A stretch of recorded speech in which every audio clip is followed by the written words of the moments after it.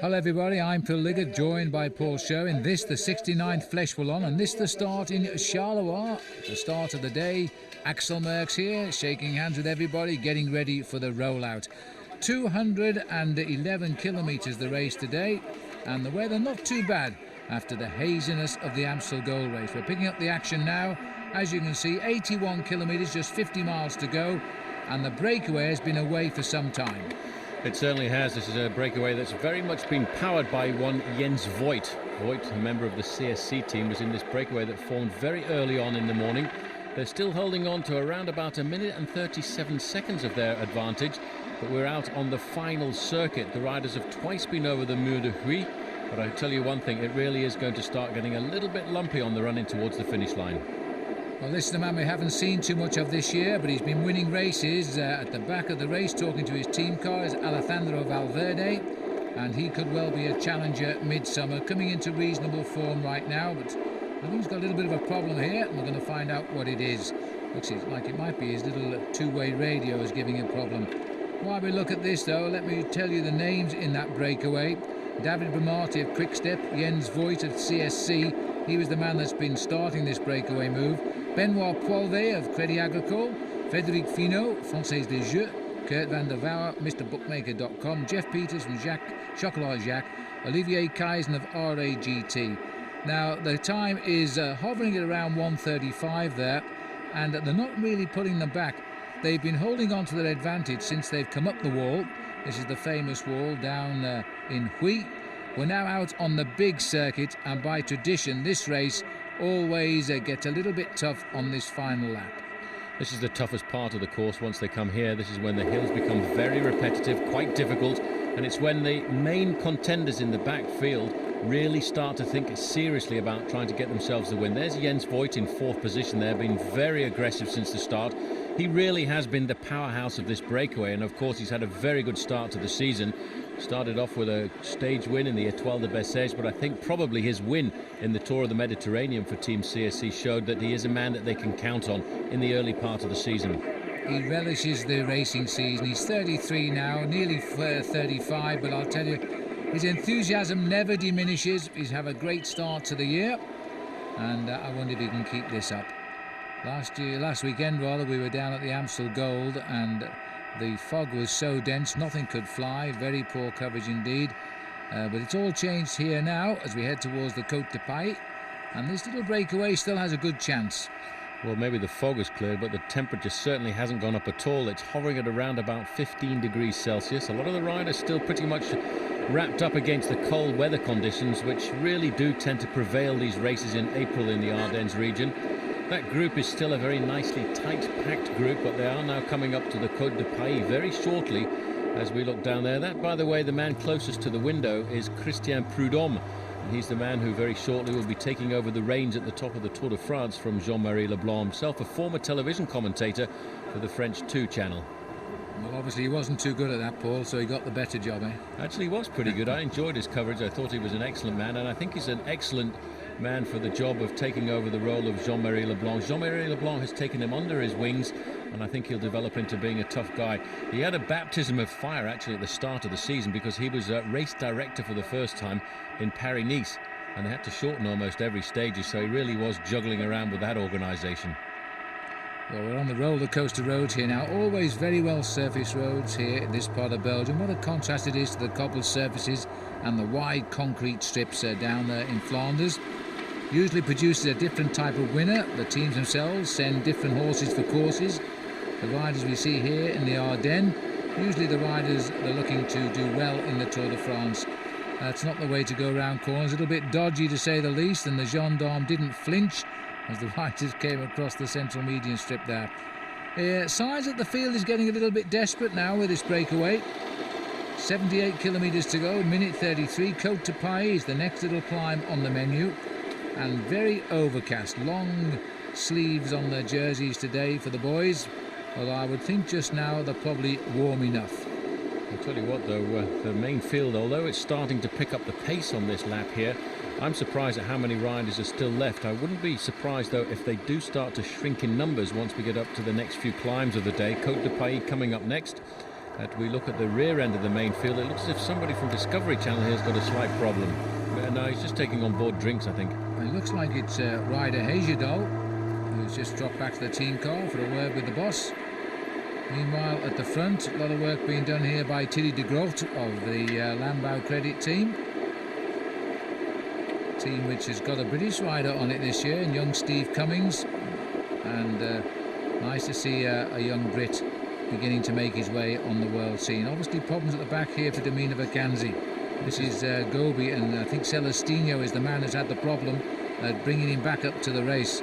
That's Celestino there, number 181. He obviously has had a problem, which is why the rest of the team have stopped back to try and pace him up. He's in pretty good form at the moment, and he likes these kind of classics. There's a different kind of rider we're looking at now, not the men of Paris-Roubaix or the Tour of Flanders. These are the men that we're likely to see a little bit later in the year in races like the Tour of Italy and, of course, the Tour de France. These are the first races that the climbers of the sport start to come and show themselves.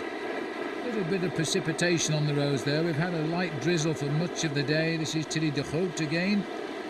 And pacemaking like this has kept up a very high average today in the Ardennes, around about 43 kilometres an hour. That's a very good average speed, about 26.5 miles an hour today for the race.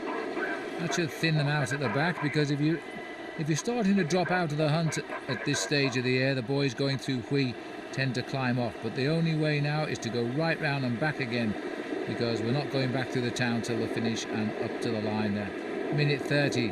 The bunch now know the gap, still working well together, everybody anxious to put their weight behind it, and looking very useful breakaway, not really cutting it down yet.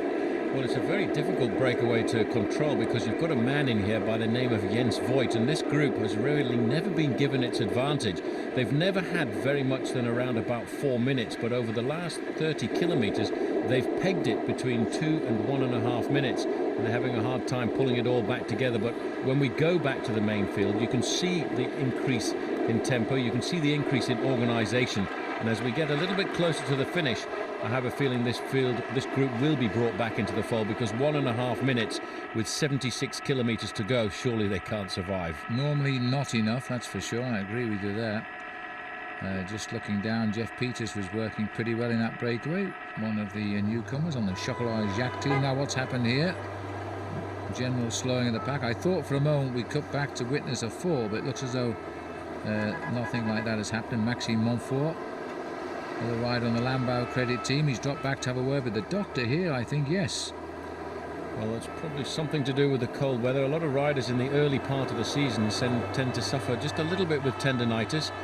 He's up alongside the doctor. The doctor's handing up something to him, so it's obviously something that will more than likely something to do with a little bit of pain and tendinitis, which the doctor should be able to help him. And if I could get a glimpse into the car there, it's probably the Tour de France doctor, Gérard Porte, who's looking after him. And Gérard Porte has been looking after bike riders along the side of roads like this for getting on to 30 years now. Could be.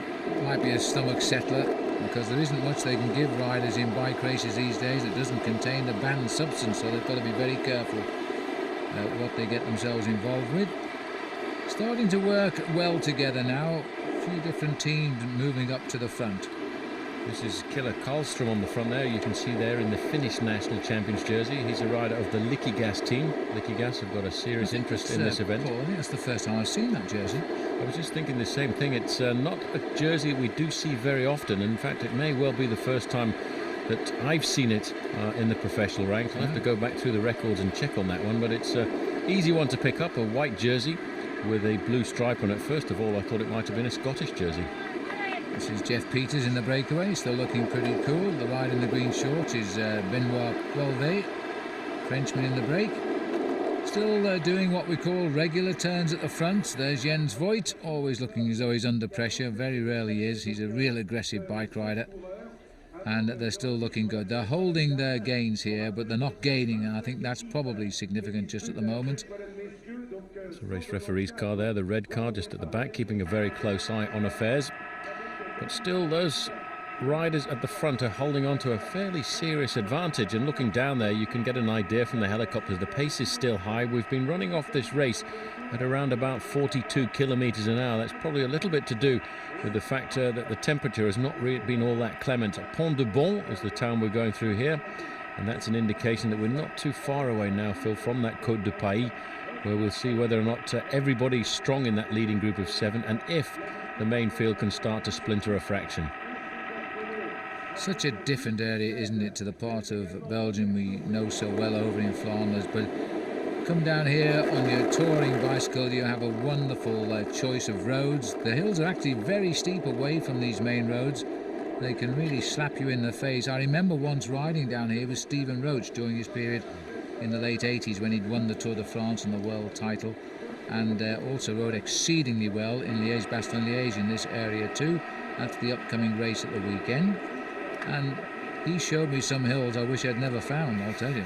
It's a wonderful area, though. There's some nasty climbs, especially on Sunday's race, Liège-Bastogne-Liège. The climbs like the climb of Wallonne and Stokke. And certainly we won't be too worried about those today. That's the Château de Modave. Very magnificent chateau down here in the Ardennes. A very bourgeois area. Going back many, many years, back to the 19th century, that chateau was first constructed. Look at the style there, number 48, that's Jens Voigt. It's a puncher's style, it's an aggressive style. He never really looks comfortable on the bike. It looks as if he's trying to get every little bit of energy out of the upper and lower part of his body, just to thump on those pedals and roll himself along in excess of 40 kilometres an hour. He's the powerhouse in this breakaway. He was at the start and he still is now, and we're into the last 72 kilometres of the day. Can't believe it's going to work at 1:27. They're neither going forward nor coming backward just now. This is Jeff Rogers, I think it is, from Chocolat Jacques, who's out in the lead. Jeff Peters, rather, who's there. And on the far side there is Poilvet. Poilvet's the guy who actually started this move after around about 15 kilometres of the race. He was very quickly joined by a few more, and then Jens Voigt saw the danger and thought, this is a good move, I'll have a go for this afternoon. But I think if Jens had been just a little bit calmer, he would have put himself in a much better situation to win the race, because he's obviously got very good form this year. A win in the Tour of the Mediterranean, a high place overall in the Étoile de Bessèges, but I can't believe that now, in fact, you can see it's starting to tilt downwards now, 1 minute and 23 seconds. A lot of riders starting to take it a lot more seriously. There is Eric Decker, not too far away from the front of this group. Kim Kierken as well, the rider from the Luxembourg.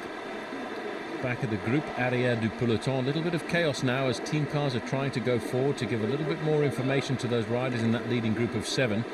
We get a chance to see there are still hardly any trees with leaves on, so we haven't quite got to springtime yet for these springtime classics. Just the evergreens down there. 1:18 is the gap. It's starting to come inside a little bit now. There's the credit from our helicopter pilots and cameramen there, the brave men who get us some great images. I don't blame them, though, for not being able to fly in the Amstel Gold Race. Visibility was almost nil. If you're in the back of the pack, you couldn't actually see the front of the pack. 1:24. There's the numbers of the riders on the blackboard, and that'll be shown back to the peloton as well, of course. Looking here at the back of the field just now, sitting at the back is Frédéric Finot, and number 228, Kurt van der Wouw, just tacked onto the back. Not really been the big boy he was a few years ago. He's done the Tour de France 5 times with a best finish of 11th back in 1999. Seem to recall that as being the year of the emergence of one Lance Armstrong. And he crashed out on stage 12 in 2001 and really has not been a challenger ever since. Looking at the front end of the main field, there's a lot of organisation starting to come through. You can see the pale blue jerseys of Gerolsteiner. They're thinking about last year's winner of this event, David Rebellin, who's in pretty good form at the moment. Wasn't too far away from the front in the Amstel Gold Race a couple of days ago. And Liquigas obviously moving forward for Danielo De Luca. Well, De Luca's got the legs. He won yesterday. He won last Sunday in the Amstel Gold, and that was a tough uphill finish for him. But he said at the start this morning, wasn't terribly interested in this race today. He's got his sights firmly fixed on Liège-Bastogne-Liège, but he's still in the race, and if you're still in the race, who knows?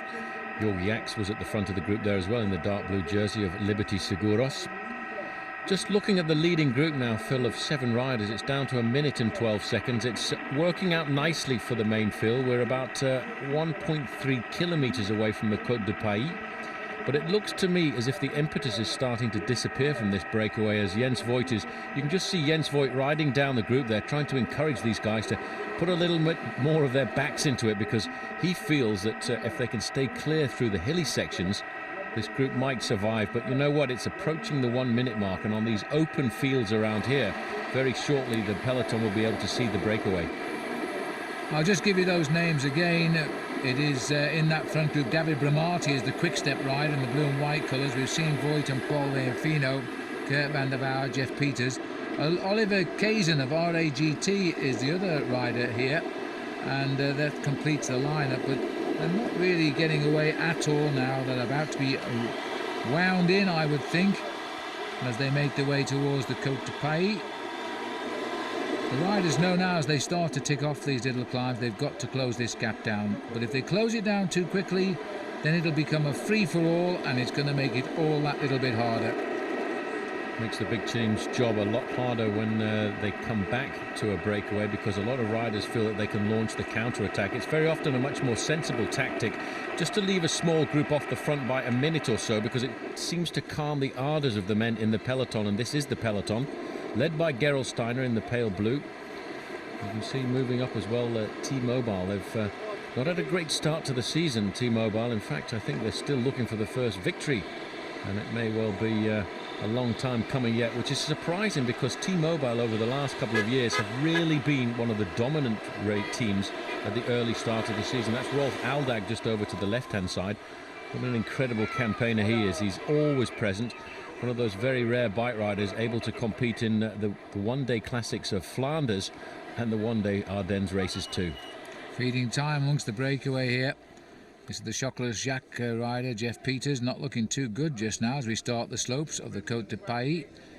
It's not that high, it only takes him up to about 150 feet, but the pressure is on. And he's got what he wants. And I think, well, that's how they pull the big lorries off the road here. They can't get them completely off the road because the Fleche Wallonne is a semi-classic. Everything's brought to a standstill, but they couldn't move that boy. And it looks as though, yeah, he's under pressure now. Somebody's turning the screw at the front of this group right now. I bet you it's Jens Voigt. I wouldn't be surprised. There's Poilvet going back. There's David Bramati. When the guys look over their shoulders like that, it's an indication that there's a little bit of pressure on, and I'm not sure on the face of Jens Voigt there whether that's a grimace or a smile, because he knows he's handing out a bit of pain. And he's caused a split there in the group, and it's been opened up by the RAGT rider, Raisin. This is back at the race here, and this is Karlsson still setting the pace. Serpellini, the Gerolsteiner rider, seems to have dropped away from the front now. Big tempo riding being done now. It looks as though they're poised to do something here. Minute 4 the gap, and they're starting to scent that they might be in for the kill. What's happening up here in the Côte de Pays? I think everyone's thrown out the sandbags. That looks like Fino with the white jersey there, just scrambling across the gap. But if we look back here, I would say one or two riders have been caught out. It is the rider from RAG2 who's been caught out there by that acceleration, and most of that acceleration was done by one Jens Voigt, who really lifted the pace. That's the summit of the Côte de Pays, but now we're getting into an area where the climbs come in a very repetitive nature. Look at Jens Voigt on the front there, elbows stuck out. He's putting the pressure on, trying to split this gap, and he's holding on to a minute's advantage. But Jens, I'd have to say a little word in the back of your head. You know, the main field is not too far behind, and they're getting themselves organised. Save a little bit of that energy for later. Jens reminds me of a rider, Paul, you raced against him, Phil Baton in Britain, who used to stick his arms out like that, and we nicknamed him the Engine. Never seemed to have any tactics, but would never come off the front, always worked flat out. Jens is that sort of a bike rider. All Jens likes to do in a situation like this is hand out the pain.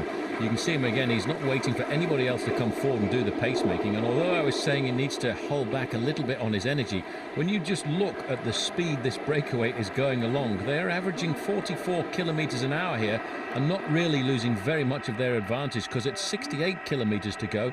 It's still tickling the 1 minute mark. Well, right on, 1 minute just at the moment at 68. And we've lost one rider. There he is down there, Oliver Kazan, who's dropped off on the Côte de Pays. I'm not sure he's going to get back on. We didn't seem too far behind. Fino sat at the back now. This is Bramati. He seems to be the chosen one to try and control that back wheel of Jens, and he's having big difficulties doing it now. Jeff Peters swings off, moves down to the right, pushed it up again, 67 seconds. I still can't believe it's going to work, but we'll see. We'll have to see, but look at the power. This man is unbelievable. You know, he's won over 40 professional races, Jens Voigt, in his career, but he really has been a member of the Crédit Agricole team for a long number of years now. I was a little bit surprised when they allowed him to move free. He's had a great start to the season, and this year he's been a real master of looking for the victory, and I think getting himself the victory in the Tour of the Mediterranean was a real bonus to this man. He looks over his shoulder, he says, come on, bye, let's keep working. And I have to tell you, Jens, I think the only reason they're not working is because they can't now. This is further down, this is Christophe Moreau. I think he's at the back of the peloton here. He looks cool enough. Had a very good Amstel Gold Race, although you have to take my word on that. We couldn't see too many pictures. Yes, arrière du peloton, that means at the back, but I think he must be coming back from a problem because he's having no problem at all. So he looks very comfortable. He's a rider we can expect to ride better later on in the season. He'll be trying to ride well in the Tour de France. And look at that, the shadows starting to appear. That's an indication that finally the sun is starting to peep through just a fraction. You can see here, though, which two teams are taking their leaders seriously. Liquigas, thinking about Danielo De Luca, have had a lot of riders near the front of this group. And, of course, Gerolsteiner, the team of David Rebellin, are whipping up the pace. But surprisingly, they're actually losing time to that breakaway, who I still can't believe, having escaped the main field at 15 kilometres, are still holding on to 1 minute and 18 seconds. That's Polini, who's come back up for Gerolsteiner, and Karlström, champion of Finland, behind him. It looks as though it might be Alain Vasseur. That's going out to the press. But I certainly am. That's his dad. This is Cedric here. Even Paul Sherwin can't remember Alain Vasseur when he rode the Tour de France for Bic. Can you? I can't remember him, but I actually did meet him one time. He has a bike shop in the small town of Saint-Omer. There were two brothers, Alain and Sylvain Vasseur. They both rode for the same team. They did. And both were very good professional bike riders. We're now coming into the province of Namur. And as you can see, still high organised pressure on the front end of this group, trying to whip up the pacemaking. Top left-hand corner there, you can still see the breakaway, which has lost one rider, Kaizen. He's gone off the back because of the acceleration of Jens Voigt. But these now, Phil, are roads which are very, very difficult to keep yourselves organised because they're up and down all of the time. Even if it's not a dedicated climb out on the course, there's a problem. It looks like it's T-Mobile. Yes, it's one of the T-Mobile riders. I didn't see something else has happened there. Well, it's our camera crew trying to sort itself out, but I don't know what was happening there, but it looked like a front wheel puncture. Or he tumbled and was straightening out his wheel. I don't know if we're going to get another shot of that. Yes, we are. We're just in time to see him leave, actually. And he's on his way again. Again, a rider from T-Mobile. T-Mobile still looking to open up that victory account this year. They've had a terrible start to the season. As we now look at the race going through the small town of Havelange. 65 kilometres to go. That's around about 45 miles. They'll make a right-hand turn here, back down into the valley before they set themselves up for the next climb of the day. And that gap still hovering around at the 1 minute mark. Those riders, the 6 riders who are now leading, surely cannot survive this organised chase at the front end of the peloton, because there's some big teams here with a lot of firepower who must be thinking about the victory. David Rebellin, the winner last year. Danielo De Luca, the winner just 3 days ago in the Amstel Gold Race. And what a pity we hardly saw any of the pictures from that because of the terrible weather conditions. Aldag on the far side in the pink. In fact, we're just being told it was Giuseppe Gurini, Aldag's teammate there, who had to stop by the roadside. But he's okay, and he should be back in the back of the pack. They've picked up Oliver Kaysen, by the way. He's back in that field. So there's the 6 leaders now. We'll call them the survivors, and they certainly have survived a long time out there today. They're not giving up without a fight. It's only back down to 61 seconds. 61 seconds, that's a second for every kilometre of the race, and that certainly does not fit into my favourite recipe of a minute for every 10 kilometres. So theoretically these men should get pulled in before the end, and that's something that maybe someone has not explained to Jens Voigt, the man on the front there. Every time we go down to this group, it looks as if Jens Voigt is digging deep into the suitcase of courage, trying to whip up the pacemaking. Daniel Brombati in the blue jersey at the back there, I don't think is really enjoying his presence in this breakaway.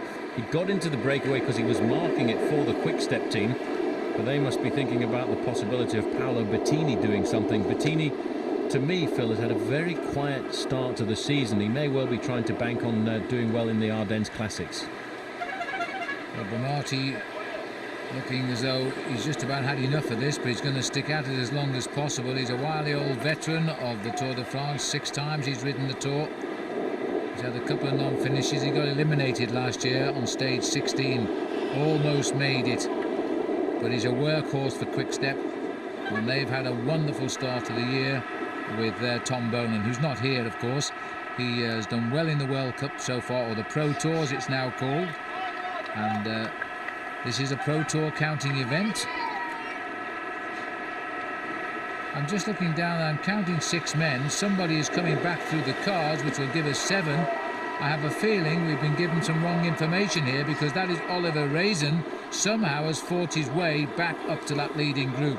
So we're back to the status quo. Well, it's pretty impressive he's done that. In fact, you can just see him scrambling away there.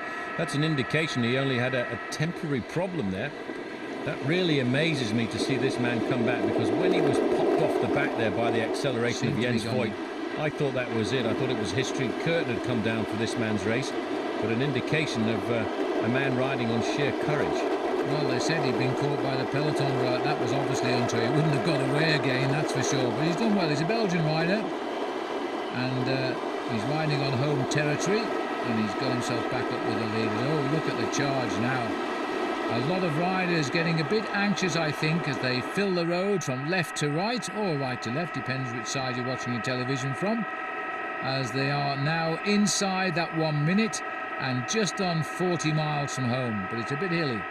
It's a bit hilly is an understatement. It's very hilly on the running down towards the finish. There's a couple of very big climbs to come. The Benaim right down towards the end, and of course the final ascent of the Mur de Huy, which is where the race is usually decided. I'm still a bit amazed at how many riders are left in this main peloton, because the pressure has been on, with a lot of tempo done by the 2 teams, Gerolsteiner and Liquigas, on the front end of this group. But what is more impressive is the 7-man breakaway, because it's back to 7 men now with the return of Kaysen, is still holding on to around about the 1 minute margin. It's 54 seconds to be exact, but it's hovering up to above the minute mark and then coming back down again, which indicates to me that the main field can actually pull this group back whenever they want to. Well, that's what you would think. I mean, the breakaway never really got away today. Just over 3 minutes is the biggest lead it's had. The strong man here, I would say, is Jens Voigt. The others are doing what they can, and it looks to me as though Oliver Raisin, well, he's going to sit at the back there and do little else. I apologise, because here he goes, he's working his way through. He's allowed himself just long enough to recover, and now he's on the move again. Interesting forks there, Paul.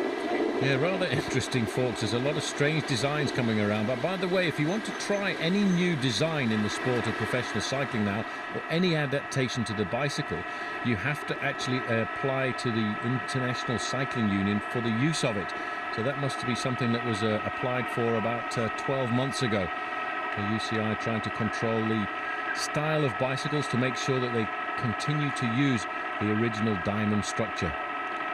And that it's the athlete who wins the bike race and not the nature of his machine. I think that's really what they're concerned with. I'll tell you what, that gap doesn't look like 53 seconds to me. It looks an awful lot less than that. We look up to see that 7-man breakaway. I thought that was around about the 40-second mark, but of course we do get that foreshortening of the distance because of the telephoto lens. As we look here at G1, Tête de la Course, Voigt, Bramati, Poilvet, Finot, Van der Wouwe, and of course making up the rest of the group. As we slip down, you can see that still Finot has also managed to stay in contact there. Still climbs to come on the course, and the big climb to come to the finishing line. Is that Axel Merckx who's had a problem there? Certainly deserving of a teammate to wait for him. Martin Wijnands, it's actually the Chocolat Jacques colours, very similar colours to the colours of David Taman Lotto. And that was a rather impressive swap there by the mechanic, and that was rather incredible that he managed to keep upright and keep hold of the machine. He did well. He's got his man back into the race too. He should rejoin very quickly. Yeah, 9 points for artistic manoeuvres, I would say. Yes, nothing for technicalities, but there we are. Lamprey moving up on the left-hand side, getting themselves nice and organised as well. You can see all the teams now, all the different coloured jerseys starting to amass together, and the reason for that is they want to get themselves organised. There's Kim Kerken just on the left-hand side, the champion of Luxembourg. On the right, in the darker red, white and blue, is Eric Dekker, the Dutch national champion. They're still saying it's 54 seconds. In fact, the reason we're accelerating forward is somebody has actually slipped the fold. We've just caught a glimpse of David Bramati moving up here, a little bit further up the road. That's Frédéric Finot. I can't believe that he is the leader, because we're moving forward yet again. So I would have a suspicion that maybe Jens Voigt has decided to put the hammer down. No prizes if you're right, because we didn't see him do it. This is a counter move here, and this looks as though we've got Benoit Joachim tagging on to Discovery. The other one's a Lotto rider, and that's Preben van Heck. And this is how they did it. So they just jumped away from the field, and boy, was Joachim paying attention when he made that move. He was under orders there from team manager Johan Brunel. Keep a very close eye. He's a big, strong bike rider. You know, he's not too far away from home here, because the Ardennes region is very much on the way down to Luxembourg, and he will have trained a lot through his life over roads like this. Just looking down there to try and figure out exactly what is going on in the race. It looks like two leaders. This is Jens Voigt, and in fact Peters has got with him there from the Chocolat Jacques team. Now 54 seconds is the time back to the main field, but now we've got the rest of that group scattered in between that 1 minute gap. Low cloud, a tornado on the horizon, and here he comes. And you know, Peters has caught him, but I'm not sure he can help him. He's just sitting behind him there, and Voigt is getting on with the job. Let's have a pan back. He's completely spread eagle what was 7 riders. At 55 seconds is the overall spread. But remember, that's probably from Voigt back to the peloton. These boys, wherever they've gone... That's a big gap already. It's amazing. That's Finot in third place. Finot. But you can see by the speed of the motorbikes coming by that most of those riders in that 7-man group have literally gone backwards. They put it into reverse gear and lost an incredible amount of time. Jens Voigt, still exactly the same position, low down over the handlebars, rocking the top part of his shoulders. A very powerful bike rider there. Once the best amateur cyclist in the world when he rode for Germany, and then turned professional for a small professional team, a small combination of a Czech sponsor and the Australian Institute for Sport. And after that he moved into the big time when he was signed up by Crédit Agricole. There are 4 riders who were part of that 4-man group, and this is the rest of the breakaway slipping back. Yeah, well, there's only one left now, and that's poor old Finot. Raison, RAGT boy. He's on his way back again. He's going back pretty rapidly. These are the narrow roads now of the Ardennes. A little bit of a look across from Jens Voigt. A word of encouragement probably to Jeff Peters there to say, come on, this is not bad. We can open up the gap, because I'm getting information that the main field are no longer chasing. A different team on the front end of the peloton. That's a Il Baleares team from Spain. And I wouldn't be surprised if they are hoping today that Alejandro Valverde might do something special. He's the kind of sprinter who would be able to produce a very fine effort at the top of a climb like the Mur de Huy. Well, this time Olivier Kaysen has been caught by the peloton for sure, and ironically the gap has gone up since he dropped off. It's now 73 seconds. A counter move coming from AG2R and Cofidis as they now try to counter the move. For the moment, this is just playing cards to see what happens. And for Jens Voigt, it's a matter of just keeping on going and hoping. Still a long way to go, really. A long way to go, but from inside of 1 minute, Jens Voigt has now managed to stretch that advantage to 1¼ minutes over the main field. These little attacks or flurries of interest off the front of the group, I think, will play into the hands of Voigt. But I still can't believe that he's going to survive off the front end of this group, because there's some big names in the group. But of course the Fleche Wallonne, bridging between 2 big one-day classics, the Amstel Gold Race and Liège-Bastogne-Liège, a lot of the big names don't really want to dig deeply into their reserves, because in the back of their mind they're all thinking about the effort that they have to produce in a couple of days' time on the roads of Liège-Bastogne-Liège. And to them, a lot of the big names like De Luca and Rabelin, it's more important to have the firepower for Sunday's event. So there's the 2 names for you. Sylvain Calzati is the AG2R rider. Cofidis there. Tilly Marichal. See if they can reach the break. But it's going to damage what's left of the break. I think the stuffing's been knocked out of them now. This is Marichal. It's a good move. It's one thing getting away from the field. It's another thing holding the speed high enough to stay away from the field. Well, it's easy to open up the initial gap of 40 or 50 metres over the peloton, but what's important then is actually sustaining the effort and starting to increase your advantage, and those two guys are certainly not doing that. They've got halfway across the gap to the remnants of that breakaway, and the main field is just riding at a tempo here. They're not losing any ground, but not gaining any ground, which indicates to me they've still got the firepower in that peloton to lift the pressure a little bit later on, especially when we get closer to the next hills of the day. And I'm still convinced they can wipe out this breakaway and, of course, the two leaders, Peters and Voigt. Nice narrow roads now. This will favour the breakaway at least for a moment, but this isn't the complete breakaway, remember. We've still got the boys up front.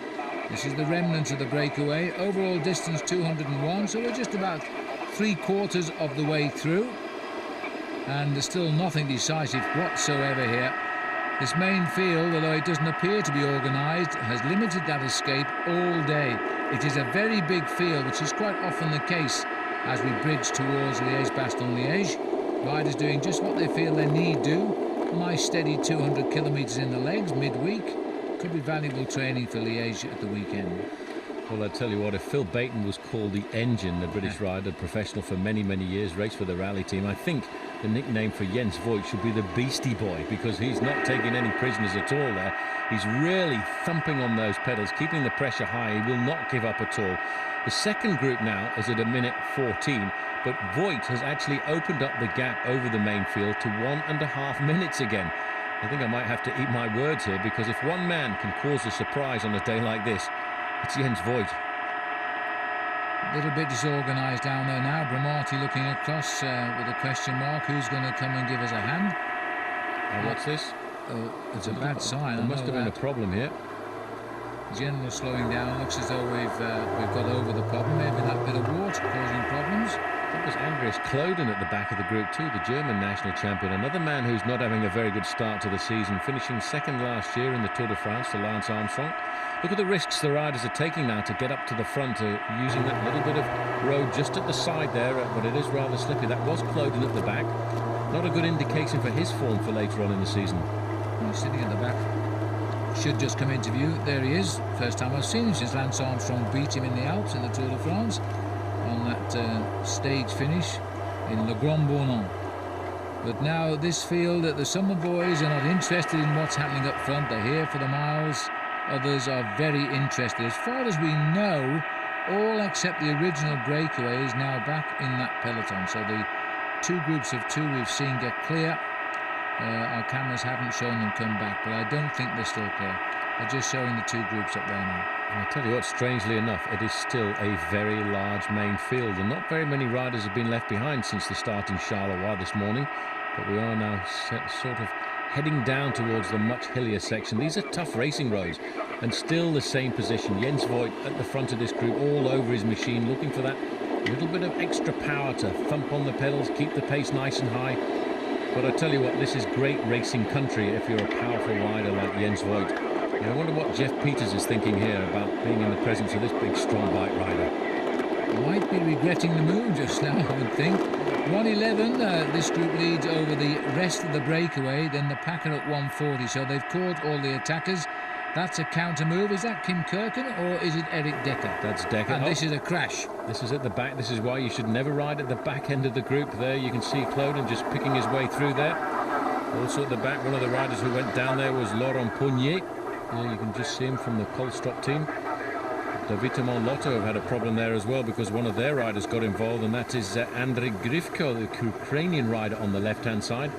And this has had an effect on the time gap there, because you can see that gap of Jens Voigt now, Phil, has stretched up to 1 minute and 40 seconds. So I might have to eat my words, because Jens Voigt is proving to be rather a strong man to pull back into the fold. Well, you're not going to slow him down. I think I also saw Francisco Mancebo there. He was away pretty quickly from Elis Poliris. But he is a big rider for the big stage races and always tends to ride well in these one-day Ardennes Classics.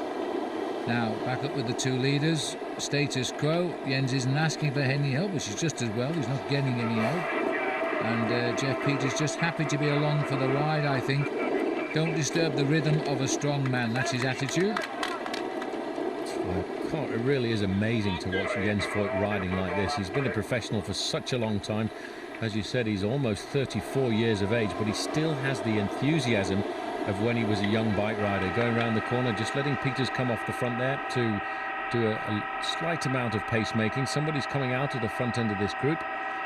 Dekker was the man who launched the first counter-attack, and Dekker himself is looking to try and do something. They, I probably think today, are thinking about the possibility of a win for Oscar Ferreira. They completely got it wrong in the Amstel Gold Race 3 days ago, and they tried to set up the sprint for Oscar Ferreira, and really they should have put all of their cards, I think, into the Michael Bogard basket. Yes, poor Michael Bogard. Second again. Well, but he always finishes second, doesn't he? 53 kilometres to go. There's no one will give this break a hope of succeeding yet. Jens Voigt will not wait for anybody. He will give it his final shot until they ride up alongside him. And Jeff Peters just concentrating and hanging on. The gap is easing out just that little bit. 1 minute and 21 seconds. I think Dekker's still in pursuit, but we seem to run short of cameras to show you that. There's so much going on at the front of the race, at the back with all the crashes and accidents, that you can't have a motorbike cameraman everywhere possible. Jens Voigt, you see that little flick of his arm there? That was to say, I've just done a long hard turn, just come to the front, give me a bit of a breather. Only about 20 kilometres, yeah. It's a little bit high here in altitude, but I think that is still the Dutch national champion we're looking down at there, Erik Dekker. So he is still clear. Yeah, trying to get himself across the gap. This is a very difficult thing to do, to ride across an almost 1.5 minute gap. There's the front end of the main field, who are starting to stretch out. You can see that long line. Before, when we saw the main field, they were stretched out all over the road, and that was an indication that the pressure wasn't completely on. But now I think it is starting to be. We're looking here at a group which is halfway across. This is group number 2 at 1 minute and 23 seconds. Dekker might catch these boys. They can't be very far in front of him. This is the remnants of the original breakaway. The only man we've dropped was Kazin of the RAGT team. The others are all still very much here. I'm surprised they weren't brought back, because one moment they were only about 100 metres off the front end of the main field. So these guys too are just holding on to a little bit of survival. But I would think if we tilted upwards and looked back there, we wouldn't be too far off seeing the front end of the main field, which is why the guy on the back there is looking back to see if he can see the return of the peloton. Well, there the car's just popping around that far corner, so there's still a nice little gap here, because it goes a bit further up the road, of course, to the 2 leaders. And it looks as though Vasseur did join the front runners here, so they've strengthened a little bit, but how long for? Just on the edge of our picture there, you could see Erik Dekker. We might just catch him now. He's still clear, but there's nothing in it. Long way to cross that gap on your own. Well, I think he's closer to the main field than to the breakaway, and a man with the intelligence of Erik Dekker will very quickly ascertain the situation. And I think when he looks over his shoulder, he'll see that he's wasting an awful lot of energy here, and he'll sit up and wait for the main field to come back. He may well have been just going off the front there to try and entice 1 or 2 of the other teams to get themselves organised, to try and bring this race back. Another counter move going. Well, the AG2R rider Calzati went up there with the Cofidis man Vasseur. There's Erik, 34.5 years of age, deciding, shall he go back or shall I go forward? I think I'd take a tip, Erik. I'd go back. 64 wins to his name. Nothing so far this year. He did hold the lead in Paris briefly after the first stage of that race, but he has a tremendous record in these early season classics. Dutch national champion. He rode very well in Paris at the start of the season, but since then he's spent more time looking after the rest of the team. He's the eldest of a group of Dekkers who are racing now, and strangely enough, none of them related at all. You've got Erik Dekker, Hans Dekker, and the new kid on the block, Thomas Dekker. That's a triple Dekker. And if they got away together, it'll be a double Dekker. Wind indicating it's coming from the right-hand side. The rider's falling out of a bit of an echelon. I think the Disso and somebody from Quickstep, is it? In trouble. Yeah. Looks like Pozzato. I think that is Pozzato, who's got a front wheel puncture at the left-hand side, and with the main field whipping up the pace now, he's going to have a very difficult time chasing himself back into the main field. But just take a look with interest at the time gap at the top there. In fact, at 50 kilometres to go, Jens Voigt has stretched out the advantage to 1 minute and 40 seconds. This is great riding by Jens. Absolutely fabulous riding, and he loves his bike racing. He's a very popular athlete in Germany. and has a big following, but it's fair to say he has a big following around the world. His English is fluent, and he once raced on an Australian team, so he does speak it with a little bit of an accent, but we're not going to hold that against him because he's a real nice guy. Anyway, he would love Peters to be helping him out a little bit more than I think he can. Here's Andries Kloden. That's not a good sign when you see that arrière du peloton. That means he's at the back end of the group. He's wearing number 51 today, which we normally regard as a number in the sport of cycling that brings you luck. I don't think it's very lucky for him this afternoon, because he certainly doesn't seem to have the legs of a man who finished second overall in the Tour de France last season. These are the two leaders. Jeff Peters now starting to find his legs a fraction, moving up to give Jens Voigt a little bit of a breather as they go through the forested area. This gives them some respite from the wind, which always howls around in this area. Jens looks as though he's tired, yet he isn't. He still piles it on, but he's managed to persuade Jeff Peters to try and help him out. You know, they won't be falling out over this. It'll be, you'll say, look, just give me a break. I need just a little bit of time to recover. Then I'll give the big share again at the front. And he just wants that respite from the wind for a second to take a few deep breaths. It looks as though Peters at least is trying to do that for him. Minute 35, they're still doing okay. Time is running out inside the last 30 miles now. Yeah, well, that's a minute 35 over the second group, and it's still a few more seconds back to the main field. So I think we're looking at a minute and 3/4 back to the peloton. And looking at the speed that these fences are going past here, they're certainly not weakening at all, these riders. But it will change once they get just that little bit closer to the next climbs of the day. And of course, that next climb is coming up in under 2.5 kilometres. That's the Côte de Coutis. Not a very difficult climb. It's really the climbs towards the end, the Côte de Benaïn, when the main field should really start to turn up the pressure. But they're going to have to try and get themselves in order first, because these guys, these two leaders, are holding on to a minute and 3/4 advantage. And look now at the front end of the peloton. You can see the lime green jerseys of Team Liquigas. Maybe the alarm bells are starting to ring. Well, Alejandro De Luca did say he wasn't too interested. I wonder if he said to Tim, I'm feeling rather good, and try and get me up towards the finish. We'll see. I think that really, if Jens Voigt keeps this sort of pressure on, then he's going to drop Peters, whether he wants to or not, on this next climb. This is the group caught in between. You can just see sitting on the front there the Cofidis rider.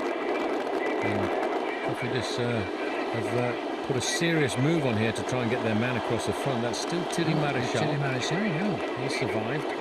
Yes, I said it was Vasseur because it was Maréchal who crossed over the gap here with Sylvain Calzati, who's also there. They're the freshest legs in the breakaway now, trying to drag it along.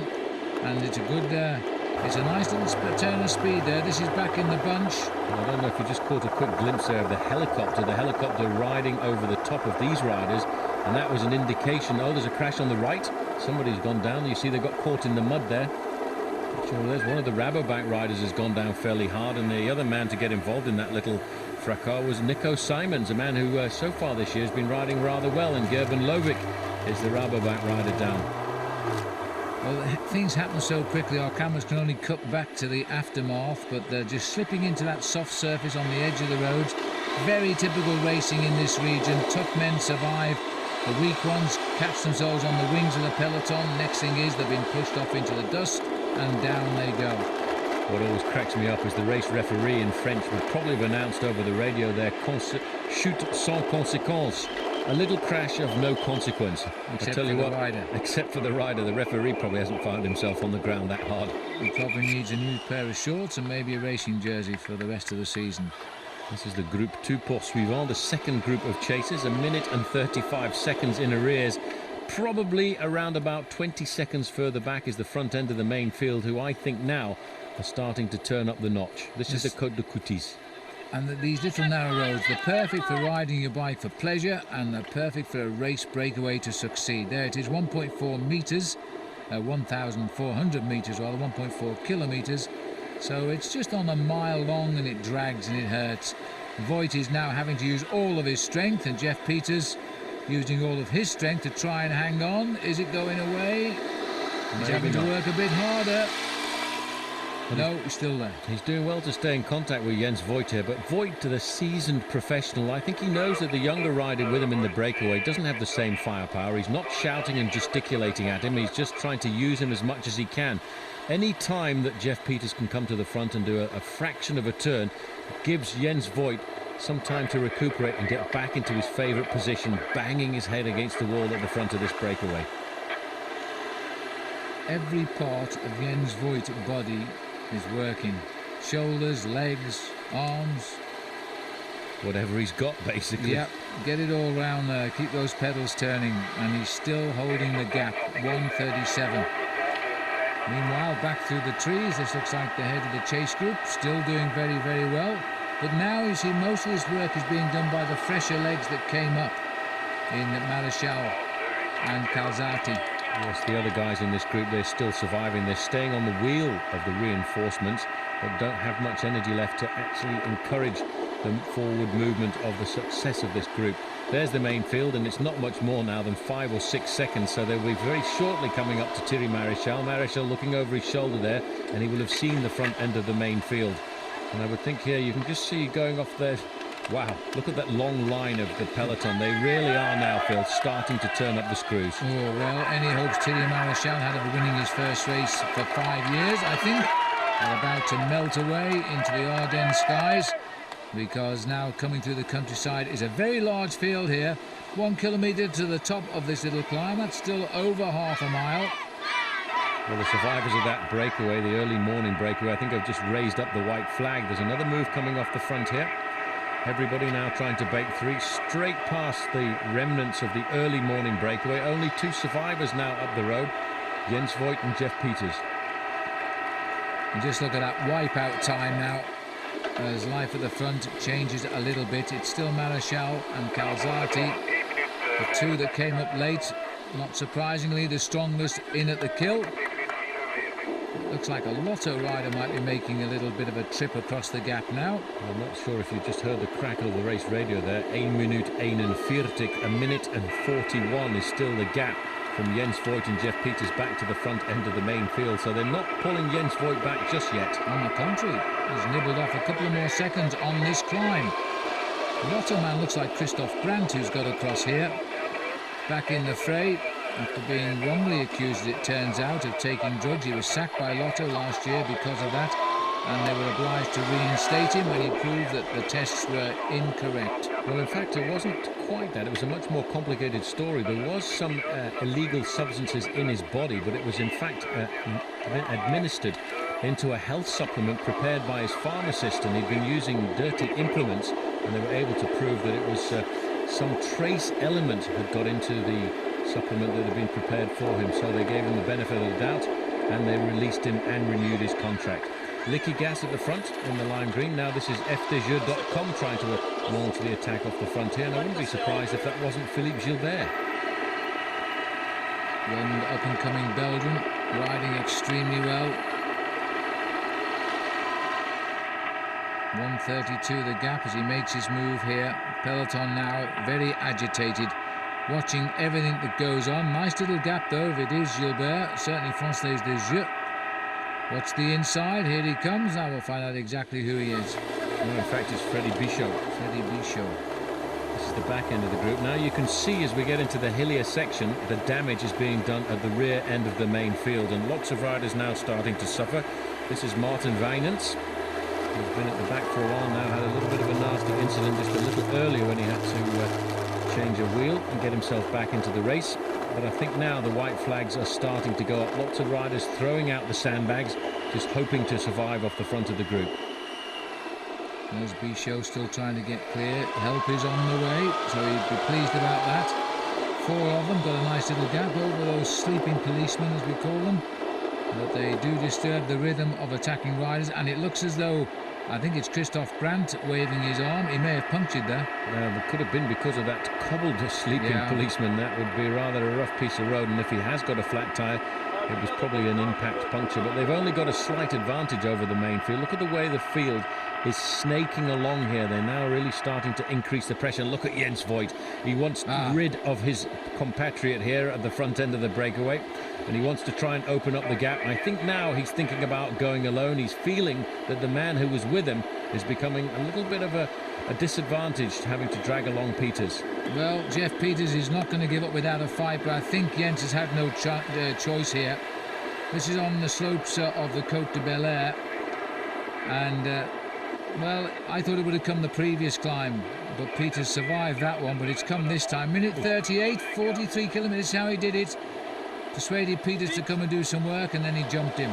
Strong boy, and if you don't get on the wheel immediately with a man like Jens Voigt, it's very difficult to close the gap.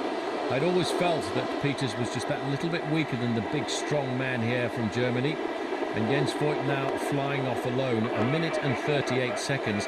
It's hard to believe, Phil, for the last 40 kilometres it has hovered at around about the same margin, and they've never been able to pull Jens Voigt back.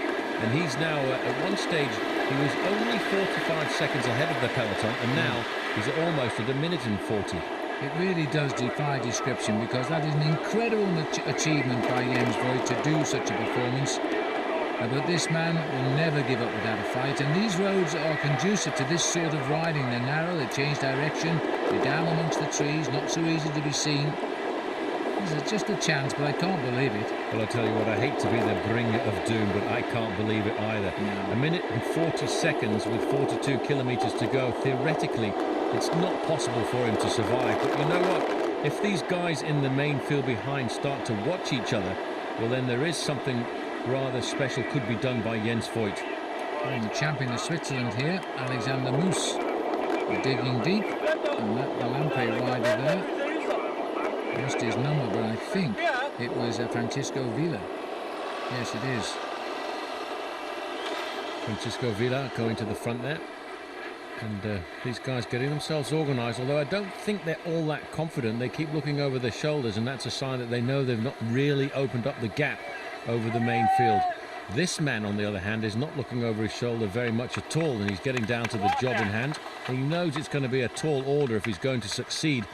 A minute 40 seconds with 41 kilometres to go. But the problem is, a couple of nasty climbs along the way. Mind you, 40 kilometres earlier, and it was a minute and 28 seconds. So, if anything, he's gaining, isn't he?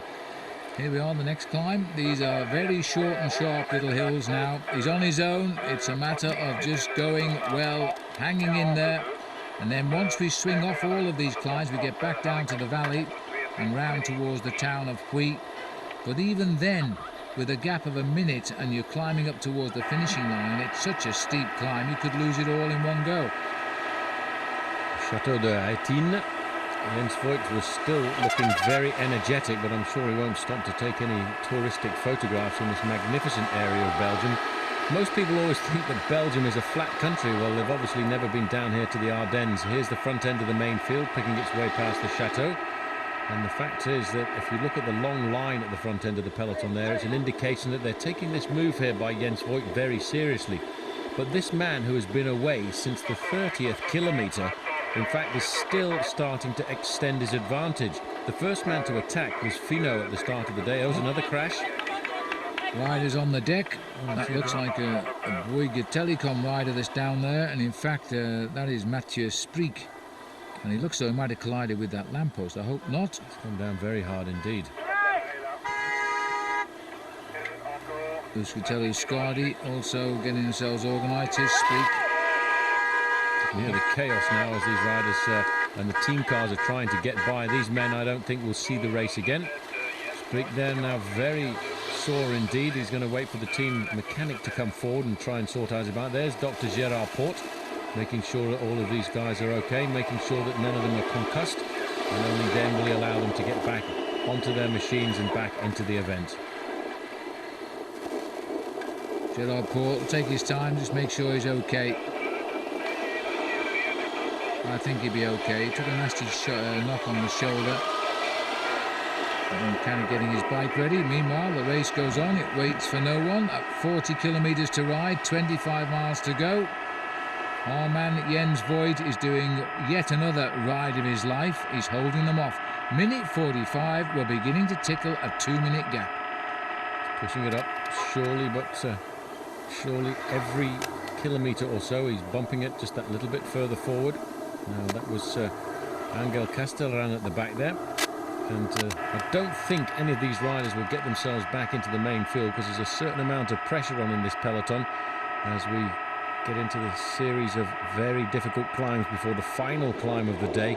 And the final climb of the day is the Mur de Huy, which will be in the back of everybody's minds. It's a beast of a climb. It's only about 1.2 kilometers in length. But I tell you what, after 200 kilometers in the saddle, it seems like the Alpe d'Huez. 1:51. Peloton a little bit disrupted by that shunt at the back. Getting back into the rhythm once more here. There's the spring cherry blossom out in the Ardennes. It's still very chilly, I can tell you. Good job it's a hardy plant. This is still, this is Christophe Detu. No, it's Benoit Vaurenard who's gone clear. Vaurenard. This is a very aggressive young team, the FDJ.com. Bradley McGee was at the start this morning. I haven't seen very much of him in the event. Seems to have also been one of those riders who've had a very quiet start to the season. There's the race helicopter just in the front there as we follow the FDJ rider around the corner. But you know what? These guys will start to worry just a fraction about the performance of Jens Voigt, because they will have thought a few moments ago that they could have pulled him back into the fold any time they wanted to. But in fact, that man on his own is starting to increase his advantage. And he's not showing any signs at all of weakening here. Exactly the same pedalling style that we saw around about 50 kilometers ago. He's crawling all over this bike now. He's totally committed. It's all or nothing for Jens today. It'd be a super win on his honours list if he could pick this one off. But he's still a long way to go before he starts dreaming of life as a winner of the Fleche Wallonne. 38 kilometres, 1:46 the gap. Vaurenard, we didn't see get away, but he obviously did. And that is a rider from Landbau Credit who is now going back into the field.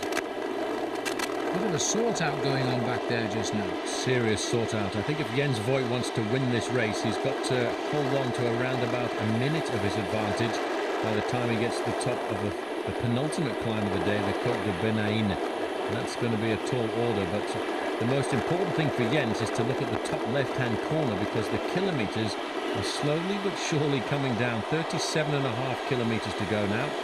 That's around about 23 miles of racing to the finish. Very fast, very aerodynamic position to get himself into. He gets down as often as he can to keep the pace nice and high, try and recover on any of these slight downhill sections, because he knows there's a lot more effort required if he's going to hold on to his almost 2-minute advantage, which really is pretty impressive. Well, he's descending very quickly down through to the town here. Sorry about the little bit of picture breakup. That's due to all of the trees and buildings interfering with the uplink to the helicopter. And in fact, our motorbike rider can't keep up here with Voigt, who's absolutely flying down at the minute. I wonder if he'll make that 2-minute margin. If he hears 2 minutes, I think he'll start to feel a little bit confident he's got a chance.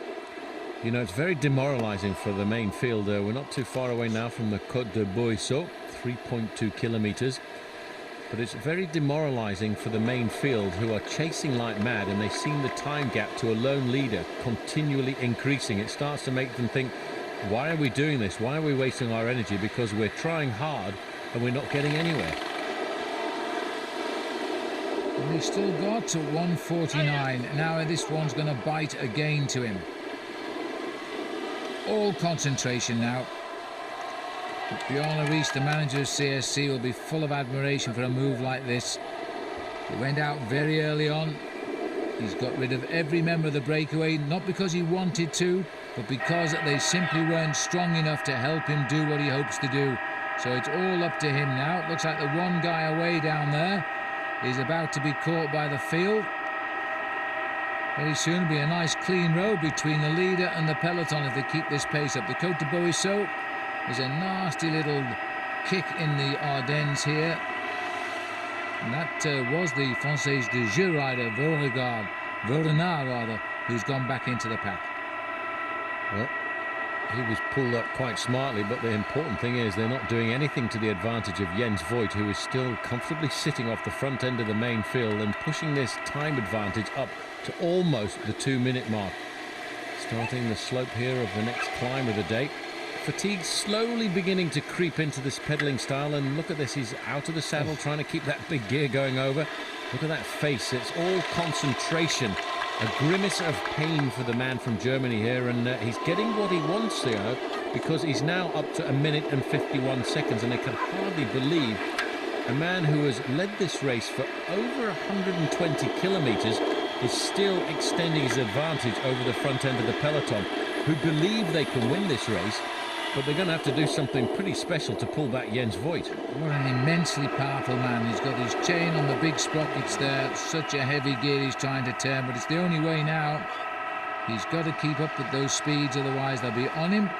149, they're getting no closer, and remember, he's just gone over the top of the climb, and they've made no impression on him whatsoever. Very soon, he's going to be heading down towards the banks of the River Meuse, and he'll be heading home to the Wall de Huy. Another acceleration coming off the front. This is not good. This is not the way to pull back a man. The only way to do it is to get a good organised group on the front end of the peloton.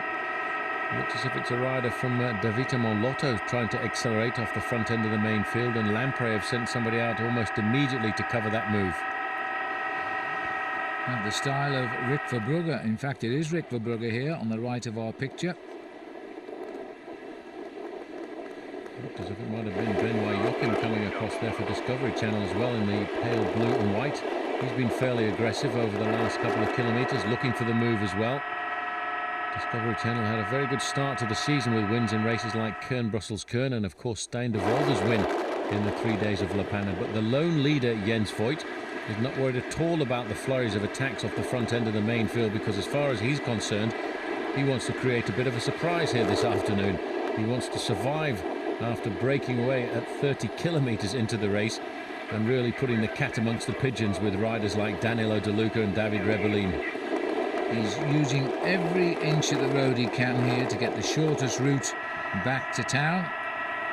Peloton chasing Rick Verbrugge there in that little chasing group, probably 3 riders by now, trying to end rather a blank few seasons after he made his name when he set and still holds the fastest prologue time trial in the Giro d'Italia, which he did back in 2001. But he hasn't won a race, in fact, since a Giro stage in Versilia back in May 2002.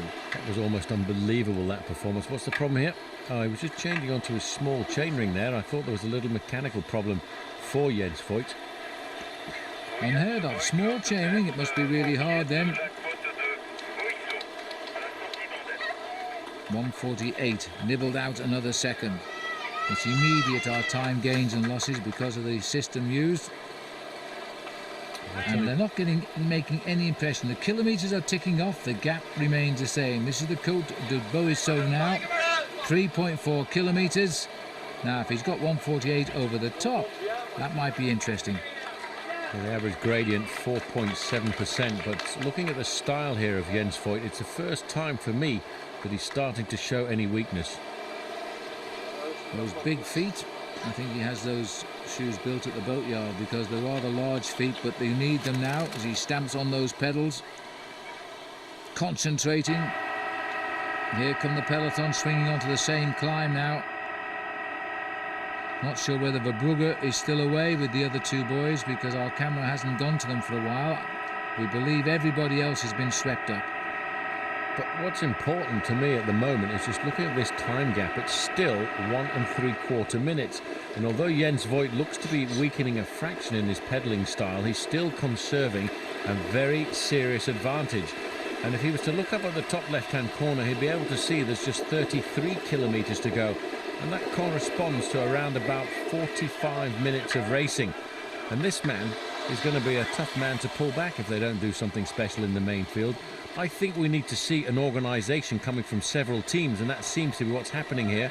Il Baleares there are thinking about their man Alejandro Valverde. Liquigas seems to be throwing everything at this now. They're sending up 1 or 2 riders to help Uros Moon on the front. Moon, I think, obviously thinking about trying to whip it all together if he can as well. But, you know, these guys are not doing very much at all to dent that advantage of Jens Voigt. Moon, the champion of his country, been sent to the front to try and do something about it and put matters to rights. They're now beginning to get a little bit concerned and bemused by this great ride by Jens Voigt. Outstanding is all you can say about it. and it's causing a little bit of pain at the back now. The coat here is hurting the legs as they start to slip a little bit off the back. Hang on, hang in, wait for it to kick down a little bit and you might get back on. Another attack coming on the left of our picture here. This looks like quick step. It is. Send somebody off the front end of the group. Now we are getting to the more serious part of the race here as they start to throw caution to the wind. They realise now that the win is just around the corner. But still Uros Moon on the front. There's a lot of lime green jerseys of Liquigas, so maybe the word has gone out from Danielo De Luca. Brugger again trying to move off the front. Amazing. Still think about that incredible prologue time trial in the Giro d'Italia at an average speed of 58 kilometres an hour. Quite remarkable. Well, he's been a great time trialist over the years. He was the Rider of the Year in Belgium back in 2001, but he seems to have slipped into one of those little doldrum sections of the world of cycling for the moment. 13 wins. He had a bit of form. He did show a glimmer of light. He won the Grand Prix Lugano in Switzerland in February. Maybe the switch of teams will do him good as well, because for a long time he was a member of the Lotto squad, and sometimes a change of teams and a change of surroundings can be a big advantage to a bike rider, because you want to ride well to prove to the rest of the team, to the new team that you're coming into, that you do have your place and position on that squad. And that could be what he's trying to do here this afternoon. And let's not forget, a couple of years ago this was a race that he actually was the winner of. Well, I'll tell you what, it's a good piece of moving here. He's going up to some rider just ahead of him. I haven't a clue who it is at the moment. It certainly isn't Jens Voigt. The gap is still quite plainly there. It's come down a little bit, but we're talking only seconds. Just inside 20 miles to go to the finish now. We've still got to get over this climb. This is Rick Brugger. Big hope for Belgium this. They'll cheer him all of the way. Just in front there that he's about to pick up. He's all over his machine here. He's got about 15 seconds advantage off the front end of the peloton, which is still being consistently led there by Uros Moon. And Uros Moon, I think, probably trying to do something for the leader of the Phonak squad, who I would expect to be Oscar Pereira on a day like this. Or possibly somebody like Santos Gonzalez. And this is Thierry Maréchal. Goodness knows I've lost track of exactly where he was. He was in the breakaway. I thought we'd caught him. Quite clearly we hadn't caught him. Just had no cameras left to show you he's still out front. But he's going to be caught now by Rick Verbruggen, or Rick Verbrugger rather. And if they get together, well, has Thierry got speed left in those legs? I very much doubt it somehow. This is a tough little climb, this, and it goes on a bit. If with a turn left there, it would have levelled off, but no, they sent the riders straight up. Here comes Verbrugger now. He's going to pick up, well, he's saying Jeff Peters now. Well, I thought it was Thierry Maréchal, but it is Jeff Peters, so he must have gone past Maréchal, and he's now picking up Peters. Well, Peters, who stayed for a very long time with Jens Voigt. I'd almost forgotten about Peters. He was one of the two leaders for around about 20 kilometres, but then was quite handsomely dispatched by Jens Voigt when Jens Voigt attacked him from the second position on the road and decided to go out alone. He's lost himself now 1 minute and 40 seconds to Jens Voigt, who, to me, is doing an unbelievable ride to hold off the main field like this. Still looking down on the peloton, it's Uros Moon as we rejoin the lone leader. And as he ticks off those kilometres, he may well just start to believe that he's got a chance of winning this bike race, although I still can't believe it. A long breakaway. He joined the early morning breakaway. The breakaway was started by Fino, who escaped after just 15 kilometres. Jens Voigt joined that break after 30 kilometres of racing. But they never really got the big time advantage. Just inside of 4 minutes was the maximum. But this man here has held on to a good portion of that advantage. Well, the 141 will now be back to Brugger. So we look at a little bit further back, and it can't be far off the 2-minute mark to the peloton. So they're going to have to do something, because they haven't been able to close anything on this breakaway. And Jeff Peters is having a rather good day today. He's not a good rider yet. He's only a young boy, but he's had a fabulous race today. He's been up in the thick of it. They keep coming up to him. He keeps helping them when he can. And let's hope he can stay out there. I doubt it, but let's hope. Main field becoming much more angry as you see that long line at the front end of it. They're starting to whip up the pacemaking. They're starting to feel the hunger for the victory towards the end of the day. They know they need to pull it all back together by the slopes of the Côte de Benaïn, which is just the penultimate climb of the day before we drop down to the edge of the River Meuse.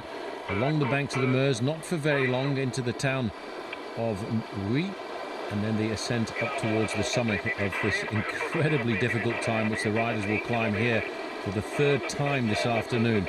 And when you've done it twice already, it really isn't much fun. Well, at least you know the way home. The peloton back to 1:53, only a 10-second advantage then for the two boys chasing. And look at the spots on the camera lens here. It looks as though it started to drizzle again. That'll make the surface rather treacherous if it wets down. You've got Voigt there, will not ease up. It looks like the catch down there. Well, that's for Brugger just being caught with Jeff Peters. So the race situation now, if I was to guess correctly, would be one lone leader, Jens Voigt, and the main field. But look at the gap. Despite the pressure at the front end of the peloton coming from the Liquigas squad, it's 1 minute and 52 seconds to Jens Voigt, and we're inside now the 30 kilometre to go mark. And Liquigas are the boys in charge now, and they have been for quite a few miles. Some have come to help but gone away again.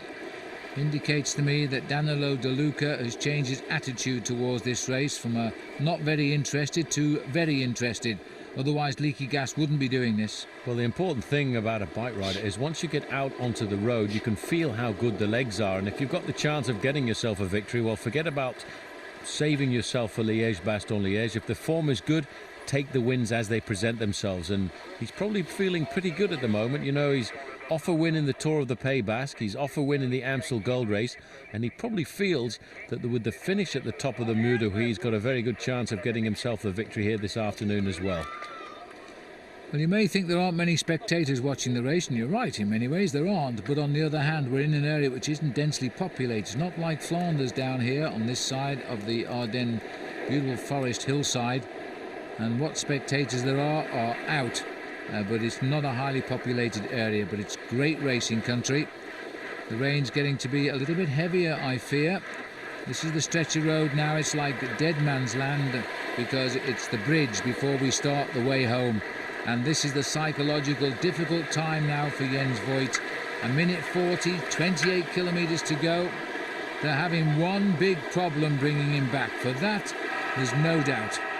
It's a massive problem. In fact, despite the fact he was looking to me as if he was weakening a few moments ago, he may well have just been going through a bad patch.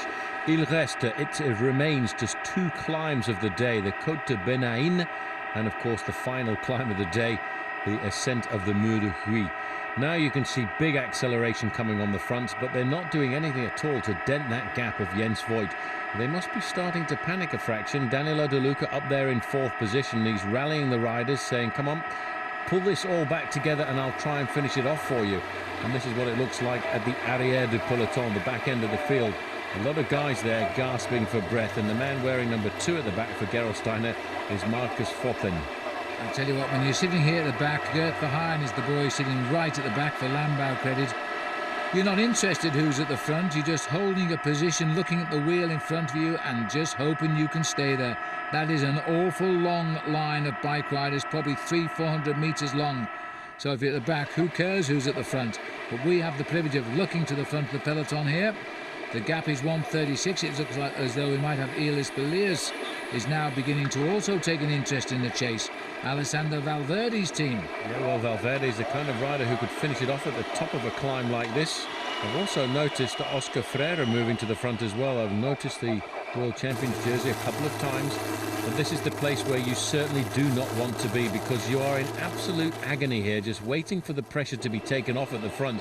But I have to tell you, sorry boys, at 27 kilometres to go, there is no relief of pressure now before the finish.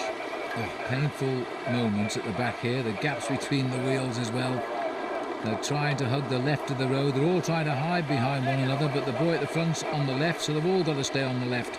And it's Liquigas who's gone to the front again now to give a little handout to Elis Beliers. Sonia Duval also break. Look at the Liquigas riders here as they now all move, and I think that's Danielo De Luca, third wheel, or third Liquigas man. Well, Daniel De Luca has been fairly close to the front. He's coming off a very good turn of form with his Pays Basque win. A little further up the road, 1.5 minutes to be exact, to Jens Voigt. The pain must certainly be screaming out through his body here. You can see the grimace on his face. He's not giving anybody else in this race any pain right now, only himself. This is a personal battle between Jens Voigt and his inner self as he tries to keep the pace nice and high. Strange style, but a style which shows the power that this man has developed after being a professional since 1997. 43 victories to his credit since he turned pro. That very small Czechoslovakian Australian team. Spent a long time riding for Crédit Agricole, but now we are starting to see the numbers in this group reduce sensibly as we head up now towards what will be the next climb of the day, the Côte de Benaïn, and that's when I think we might see a counter move coming from the front end of the peloton. It's been a big bunch that's coursed these last few kilometres. There's only about 6 of them doing any hard chasing, the rest are following. But that's not so easy to say. It's easy to say, it's not so easy to do, of course. Leaky Gas have got the men near the front now. See if we can get in tight. I don't know who this big rider is from the Illes Peliros team, but he's working extremely hard for the squad. And the whole of Leaky Gas are getting up there now, including at the end of that little group of lime green jerseys, Danielo De Luca. Kim Kerken just over on the right-hand side there with the pale blue shorts, champion of Luxembourg. He too is moving himself up to a nice position, that is. Right up at the front there on the far side, Danielo De Luca. I haven't seen very much of David Rebellin at all, but you know, David Rebellin is a very crafty rider. He will move to the front at the most important time to get himself in a nice position to challenge, to try and win as he did last year. There is Jörg Yats in the dark blue jersey of Liberty Seguros. He's a man you can't discount on a course like this as well, and he seems to be riding fairly well this season. There's Oscar Ferreira too, the world champion. Yeah, Yatska's move, and that's an interesting point. Oscar Ferreira getting in the frame now. Yatska's had a good start to the season. He won Paris last year, but finished off with a very credible 5th time out this time around overall. No wins yet, but they're early days, a long season to the end of the year, of course. Riders now just scrabbling here to bridge gaps. There's Jeremy Roy of France. Good English name, Jeremy Roy, isn't it? Jeremy Roy. He's not enjoying his Fleche Wallonne though. He's just trying to keep himself in a serious bit of contact. There's a pale blue jersey moving forward. That's one of the riders from Gerolsteiner. He's trying to think about moving his man David Rebellin to the front. And while we discuss about all of the work being done on the front end of the peloton, one man at 24 kilometres to go is still holding on to a 90-second advantage over the main field. Jens Voigt, Phil, I still can't believe that he's going to do it, but as we get closer and closer to the finish, they're doing nothing at all to dent his advantage.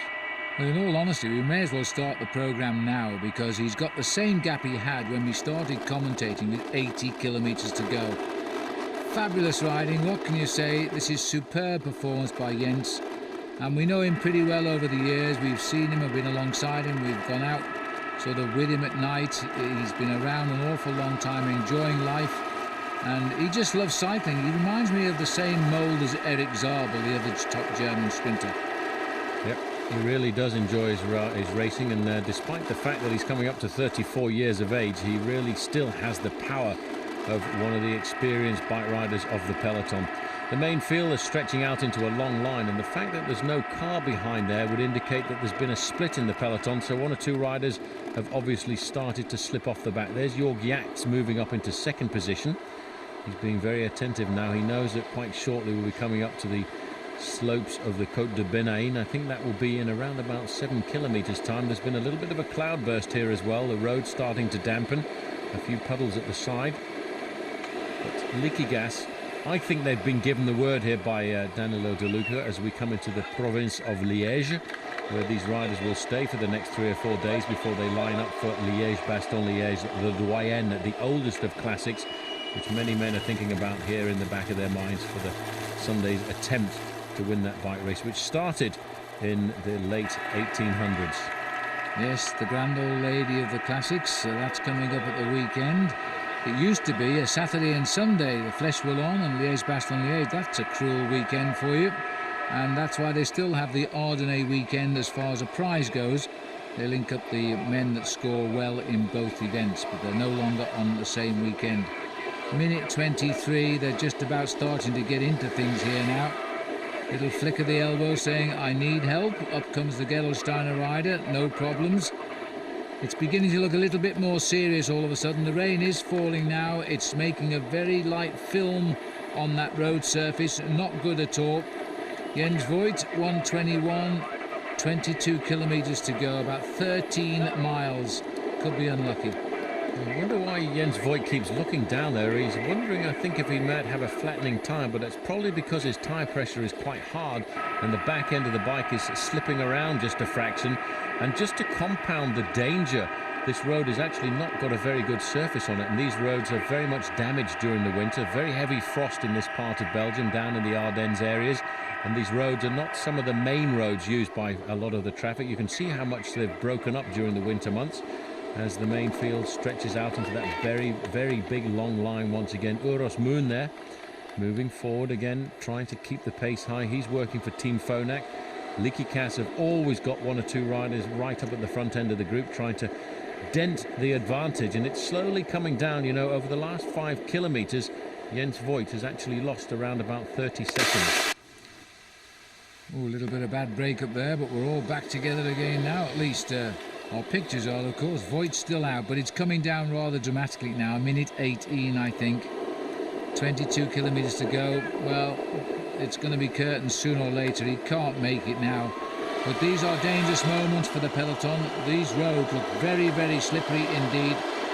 Wise to see riders stay near the front. Jörg Jatsk at this time last year, having come off a wonderfully successful Paris-Nice, broke his arm in a crash about this time last year. Just when he recovered, he then went on and broke his elbow training, and that kept him out of the Tour de France. So we don't wish that on him, but he's probably riding at the front to stay out of trouble for those reasons. 1:14 now. 74, and there we are. That's a huge crash there, and riders holding their wrists all over the place. Well, that was, we were What's just saying. To the camera? Oh, he's back. I think the motorbike actually went down there as well. I think he might have done there, Paul, yeah. And you know what has happened is there's this small film of moisture over the surface of the road, and that's probably what was indicated by Jens Voigt looking down there. The bikes are starting to slide around just a fraction, and certainly one or two riders at the back of the group went down very hard indeed. Just a touch of the brakes, and it can be quite glacial. Let's try and see. In fact, it all started when somebody went off on the right-hand side of the road, and these guys here to the left, all they did was just touch their brakes a fraction, and they've gone down like a deck of cards. And talking of deckers, the back guy there was Thomas Dekker himself who went down. That's right, they were all individual fallers there. Now they're going to be very nervous now, having seen that happen. Might help Voigt. Skies are getting a little bit brighter as the drizzle continues. 1:18 the gap, are getting down to the last 12 miles. Uros Moon is riding very, very well for Phonak now. Look at that line, right out into the woods. I think it stretches back to the Word of Huy. And there are no cars behind either. Not even the referee's car has got past that crash yet. So this is the moment not to have a mechanical incident. These riders, Moon, the Slovenian national champion, is really whipping it up at the front end of the main field. Obviously thinks that Phonak have got a good chance with Oscar Pereiro down towards the end of the stage. But a lot of riders now, I think, within the last half an hour of racing, must be panicking a fraction on the performance of Jens Voigt. Voigt has still got to survive over two big climbs. The climb of the Côte de Benaïn, which comes at just 14 kilometres to go to the finish, and of course the final climb of the day. And I could see a situation arising here where Jens Voigt gets over the Benaïn and gets caught at the start of the final climb of the day, and there I'm sure he will get wiped away. But it would be quite nice to see Jens win a race like this after a very long breakaway. It would be great. And there's another crash here now, and this rider on the floor is Mauro Facci of Italy. This is actually the same crash, and we've gone back there with it's another one, Paul. There's a T-Mobile rider down as well now.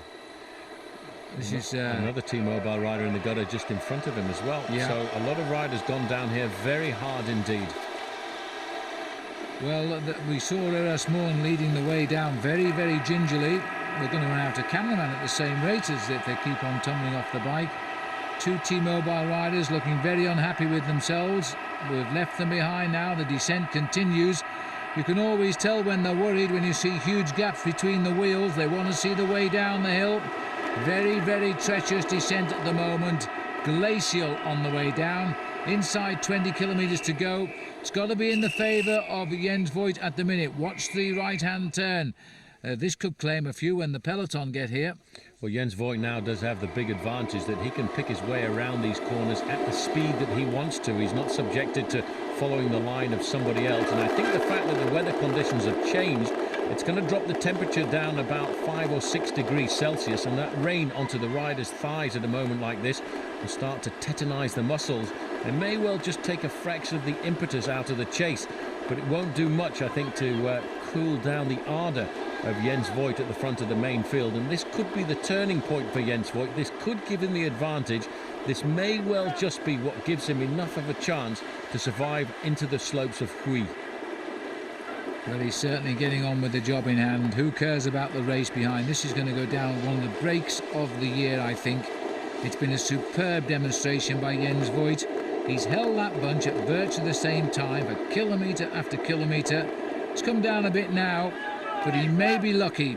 Those two crashes may have disrupted the chase formation, and he may sneak away again. For some reason, though, we've lost our clock, and I think it's because the motorbike with the GPS system on it hit the deck. Well, one of the motorbikes went down very rapidly. I think we're down actually to 2 cameras now. This is rather interesting. They're moving out the yellow neutral service vehicle, and I'm not sure why they're doing that, because the gap is still 1 minute and 15 seconds, and it's still Uros Muren on the front end of the main field, really whipping it up, looking over his shoulder to see if his teammate is there. And he'll be very happy to see that his teammate is not too far back. Stringing and snaking over this very wet road now. The main field is starting to pedal very urgently as we look now at around about 11 miles to go down to the finish, and there's a split in the field there. This is Gulash Stangli, who is now making the pace for Lamprey. Huge turn by him here. Obviously feeling very, very determined to try and get things together. Not sure who he's working for here. We've got Damiano Cunego as the top boy on the team. I suppose, given the finish, it could be for him. Well, it could be Cunego. This is one of the first times we've seen him actually seriously race this season. There's Uros Muren, number 65. Il Baleares have got a lot of riders at the front end of this group too. They've been thinking about the possibility of their big man, Alejandro Valverde, getting himself the win here this afternoon. A lot of riders are actually suited to this very difficult uphill finish. Uros Muren is loving every minute of this. He's only too anxious to get back on the front and keep the high tempo. Everybody else on these wet roads, they really want to be to the front to keep out of trouble, because the tumbles are coming midway and down the back. Elas Baleares again are piling on the pressure. The big difference about this classic is the very nasty finish. So it's not a sprinter's finish. You need a climber or a good strong man to get over the finish line first. Or a good tactician. And I've just noticed a big organisation of light blue jerseys around about 7th to 10th position. And now that is the Gerolsteiner squad, and they're slowly now starting to move David Rebellin up to the front. Rebellin is a very canny bike rider, an excellent one-day rider, and he now will be moving to the front at the right possible time. 10 miles to go, 16 kilometres, and still they have not pulled Jens Voigt inside the 1 minute mark. Ronnie Schultz of Gerolsteiner now, just on his big turn at the front. Back to leaky gas. As a lot of teams believe they can deliver their man to win the day, 2 ELS Baleares riders now beginning to work up here. The one that seems to be doing most of the work is Xavier Zandio. Meanwhile, up at the front, minute 18 seconds, he's keeping it there. This is superb riding in the Côte d'Arhan, and then we're on the way down to the finish. The rain may yet be the saviour of this man. It's just coming to the point where I'm starting to turn into a supporter here, and I'm supporting Jens Voigt. I want to see this man win.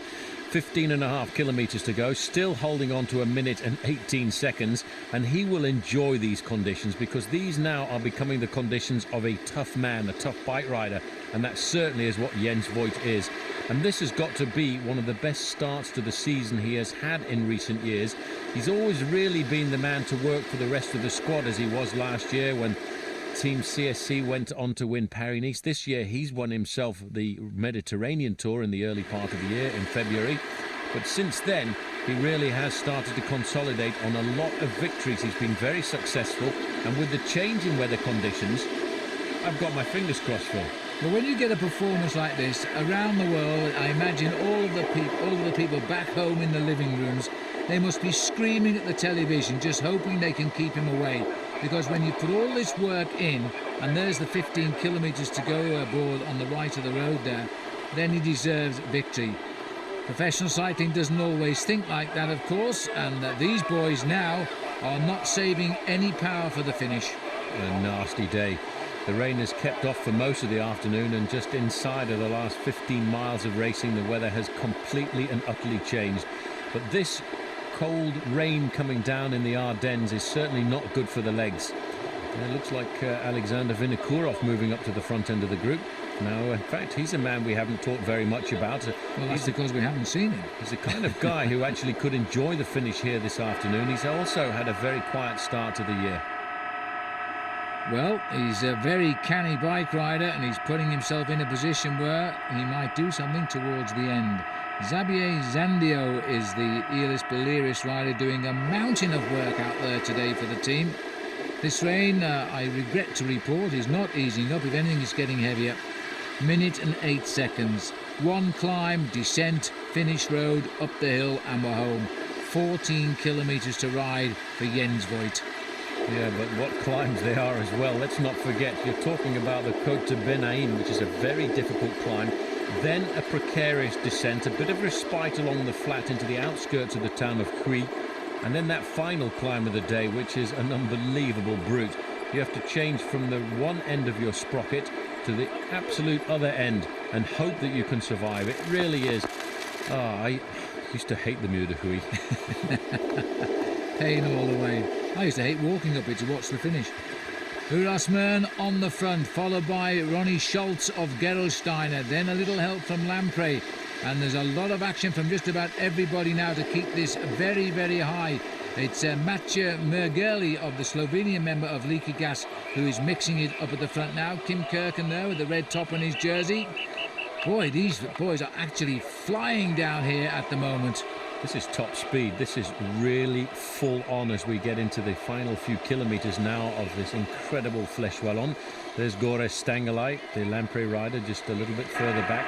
But we've now got a situation where there are about 4 teams on the front whipping up the pace, and the gap has finally come down to the 1 minute margin as they go there over the Pont de Pire, right over the River Meuse.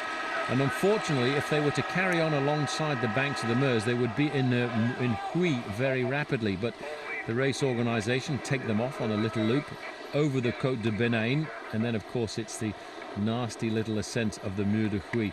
And that group now is certainly not a very big group at all.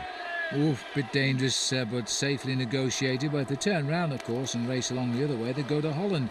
Wow, that road was so slippery. They split on the roundabout, gone both ways around, every man for himself. The togetherness again. Little group on the far left, got a bit of work to do now. They were on the front, they're now down the back of the peloton. Everybody's scrabbling for wheels. This is a very, very difficult moment for the Fleche Wallonne peloton. A lot of changes of formations to try and hold on. Acts of desperation just now. 12.5 kilometres to go. For the first time for an awful long day, it is inside a minute to Jens Voigt. Surely he can't make it. Well, fingers are crossed, but you know what? These guys don't take any prisoners at all. We're now on the slopes of the Côte de Benaïn. It's 2.4 kilometres long. It climbs up 153 metres. It's 6.4% the average gradient, but there are a couple of points where it kicks into 12%. A little bit of a dig here now. I'm not sure who it is. It could be Stangley who's trying to get away. Is it a Lampre rider? We'll find out when he gets a bit closer. 44 seconds the gap. 44 seconds, 43 seconds, 42 seconds. Not a good indicator there for our man at the front, Jens Voigt. The rider coming across here from Landbau Credit, and the main fielder maybe just sitting up a fraction, but this is a good point to try and launch an attack and try and split the field. 12 kilometres to go. Once they get over the summit of this climb, it's right the way straight back down to the banks of the River Meuse, and then not very far into the town of Huy, and 1.2 kilometres up to the finish line. Well, this is Gorash Stangley for sure, but I don't know who the Landbau Credit rider is who's joined him, but he's working well with him. A little bit more of reinforcement on the way. We're going to have 3 riders up in the front. This is not now helping, of course, the attack by Jens Voigt, because the riders know this really is their last chance. They've got to really eat into the lead now of Jens and hopefully get in by the finish. Credit Agricole out in front. Have a go, Paul. I think it's Kashekin, the Kazakh rider, who's gone off the front there. He's a kind of guy who's been riding fairly well recently, and Look at the time gap, Phil. That is not good. 30 seconds now for Jens Voigt. And in fact, if you look at the car just up the road there, I think that's where Jens Voigt is, and it is Kashekin. Yeah, Kashekin, yes, he's away, and he's gone straight by the other two riders there. And just as Gorash Stangley done a great turn to get a gap, he's now in second place on the road. That's a Sonia Duval rider also having a little go now, trying to get off the front. Every man for himself, but these little counter-attacks and the coming togetherness of the peloton, all damaging the lead. Jens isn't going to make it, I'm sad to say. 21 seconds the gap, and so Kashekin must actually see him now. He looks pretty good there. You can see how comfortable his pedalling action was, but the front end of the main field is also now beginning to splinter just a fraction. If we look up there the road, we should see the green and white jersey of Kashekin. There he is, just going around that corner, and just in front of those cars I think we'll see the red, white and black strip of Jens Voigt about to be picked up. 20 seconds. What a shame. I was just hoping he'd go over the summit of this climb with a minute advantage. That's not going to be. He might go over the summit of the climb with an advantage, but that's it.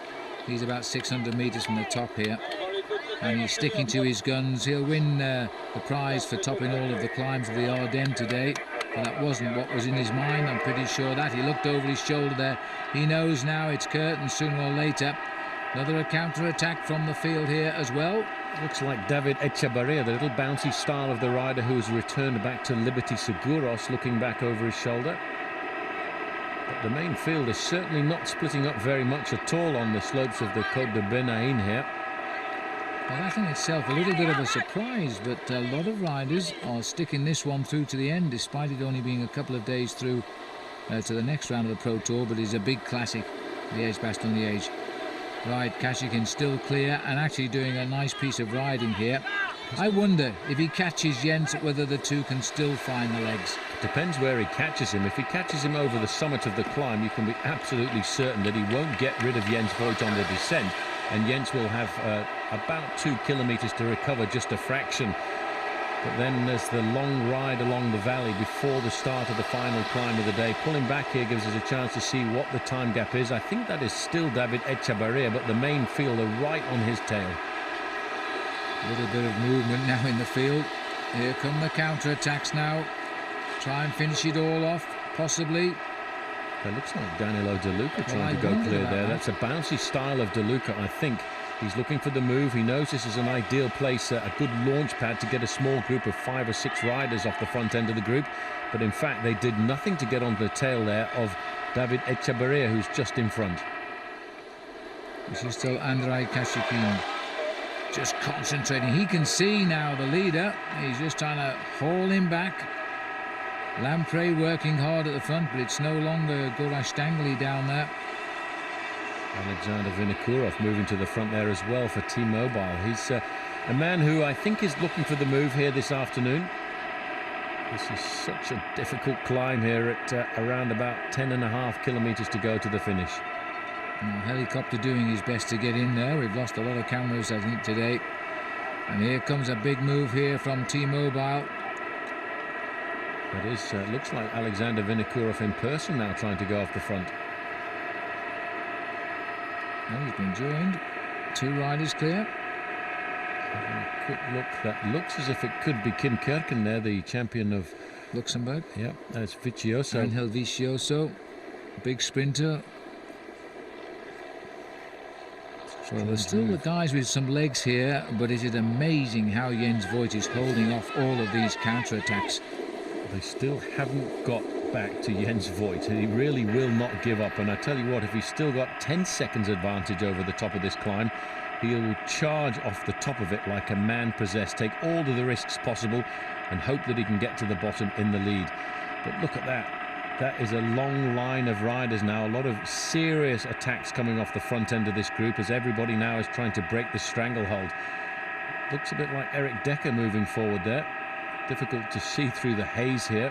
I think they put Vino back in his place. I think we've just got Vicioso, that's him. He's being caught now as well by the new moves from the bunch. It's actually an Euskaltel-Euskadi rider moving off the front. Look at all of these accelerations, one after the other. There, a quick glimpse. I did just see Kim Kerken. Jens Voigt picking his way around that guy. I can't believe that Kashekin hasn't yet got to Jens Voigt. He got to 20 seconds, and then he seemed to just platform out and wasn't able to close down the last 150 metres. But here we are, 9 kilometres to go, 15 seconds, and Jens Voigt still will not say enough is enough. He is going to make these boys race right up to him. He will look, quick glance over his shoulder there to ascertain what the situation is, and he knows everybody is chasing him. It's 15 seconds back to Kashekin, 23 seconds back to the main field, and still Jens is keeping that big gear going. Here you can see Kashekin, and again it goes to just amplify that point that you can get away from the main field, but you can't always keep the pressure going. And there you can see the Euskaltel-Euskadi rider. Not sure who it is trying to get halfway across the gap there. Well, we'll take offers on a postcard, I think, for that one, because apart from the picture breakup, I haven't a clue, and our race radio is not helping us at the moment either. This rider doesn't care. They're all behind him still as Voigt continues under very treacherous circumstances now. 16 seconds, 15 seconds. Still hovering. He won't give up. He's waiting to see if he can see the summit of this final climb. We're now in the small town of Marchin, and I suppose you could say the Saints go marching on. Oh, even Voigt's. He's riding and has ridden a superb race, Jens, at 15 seconds and 5 miles to go.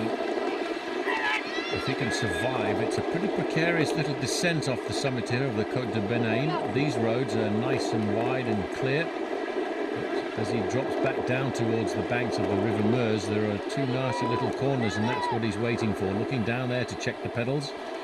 Lining himself up for this corner, over to the left-hand side, but back in the main field, still angry, still aggressive, still trying to get themselves off the front end of the group. And that's Cedric Vasseur, who seems to be enjoying the wet conditions right now. He was in the earlier move, got brought back, having another dig, maybe finding some of his good old form. Had a pretty tough time over the last 12 months, Cedric Vasseur, accused by Philippe Gaumont of being involved in a doping scandal with the Cofidis squad. Took him a long time to prove his innocence, and some rather naughty little information coming out that 1 or 2 of the sworn affidavits taken by the police were actually falsified to make this man look guilty. Yes, but he came out in the favour of Cedric, and he's back in the action now. He's got himself a little working group of 3. Meanwhile, up at the front, a little 3-second gap has emerged. We're up to 18 now. Still a chance. This is Kashekin. He's actually been caught now. It took a while, but he's back. Yeah, but hats off to Jens Voigt. Kashekin, a fresh bike rider, comes out of the main field, gets halfway across the gap, and then can't close the final 150 metres. That just goes to show how tough and how good a bike rider Jens Voigt is. They're on the descent now. I don't know which petrol station Jens Voigt goes for his fuel, but we should all visit that one, because this guy's got special legs today. And he doesn't seem to care about the wet weather. He's riding a lovely racing corner around these bends. He's got to remember, they probably started out with too much pressure in those racing tyres before the rain. Certainly Jens has had no time to stop and release a little bit of that pressure, so he's got to be careful. But he won't be careful now. He knows that if he takes the risks and he can get to the bottom of this descent with a 25 or 30 second advantage, the chances are still there of a victory. He's looking now, the next time he looks up the road, to seeing the 5 kilometre to go banner. I really can't believe that he will succeed, because that main field is very angry indeed. And look at the gap starting to appear. There may well be a fractioning of the peloton on this descent. Yes, still with Jens Voigt. Watch out, there's a hairpin bend here as well. A sharp left switchback on themselves. Going to be very dicey. It's only 6 kilometres to go. We descend down to the bottom road, then we race into town and then up the hill. But this is not an easy stretch of the course as we run now off the mountains of the Ardennes, back down to the valley. Here it comes. It's a horrible feeling when you apply your brakes in conditions like this as they makes the switch back, because you actually feel as though you accelerate as you trap a film of water between your brake block and the rim, and you take a while to spurt it out the way. It's not fun. It's a scary moment when you think the brakes aren't going to kick in, but Jens Voigt nice and safely around there, looking over his shoulder. He won't see anybody, because looking back there was more than 15 seconds to the main field. He very shortly now, and here it is, he's right down to the main road once again. He's 5.5 kilometres to go to the finish. We can't look back now. We can't see exactly what is going on behind him, but I can imagine that the front end of the main field is covered in lime green and pale blue. There's the banner indicating 5 kilometres to go. That corresponds to around about 7.5 minutes of racing, and the gap is 9 seconds. He can't do it. For once, our GPS system is half a kilometre out in Jens's favour. We've corrected that now. There's the chase group, and they're 6 seconds, they're saying, behind. It might be just 1 or 2 seconds more than that, because our GPS wasn't quite in sync. But it's close, whichever way you look at it. And there he is, just ahead of that motorbike. They've got Jens Voigt heavily in sight now. This is a very, very sad occasion as far as I'm concerned, because this man has done everything today to win this race, and they haven't caught him yet. They haven't caught him yet, but the whole of the race is in around about 150 metres of distance. The Bouygues Telecom rider there, just moving forward. Bouygues Telecom is turning out to be rather a good team at the early part of the season. I think that was Jérôme Pinault who was in that group. The 4 chasers at around about 5 seconds to Jens Voigt, but if they look back, 5 seconds behind them is the front end of the main field. Yes, and it's a big main field still as they're coming back together. About 60 riders started the way down the mountain. Looks as though there's a few nervous bods because they've gone back. Here's the group now.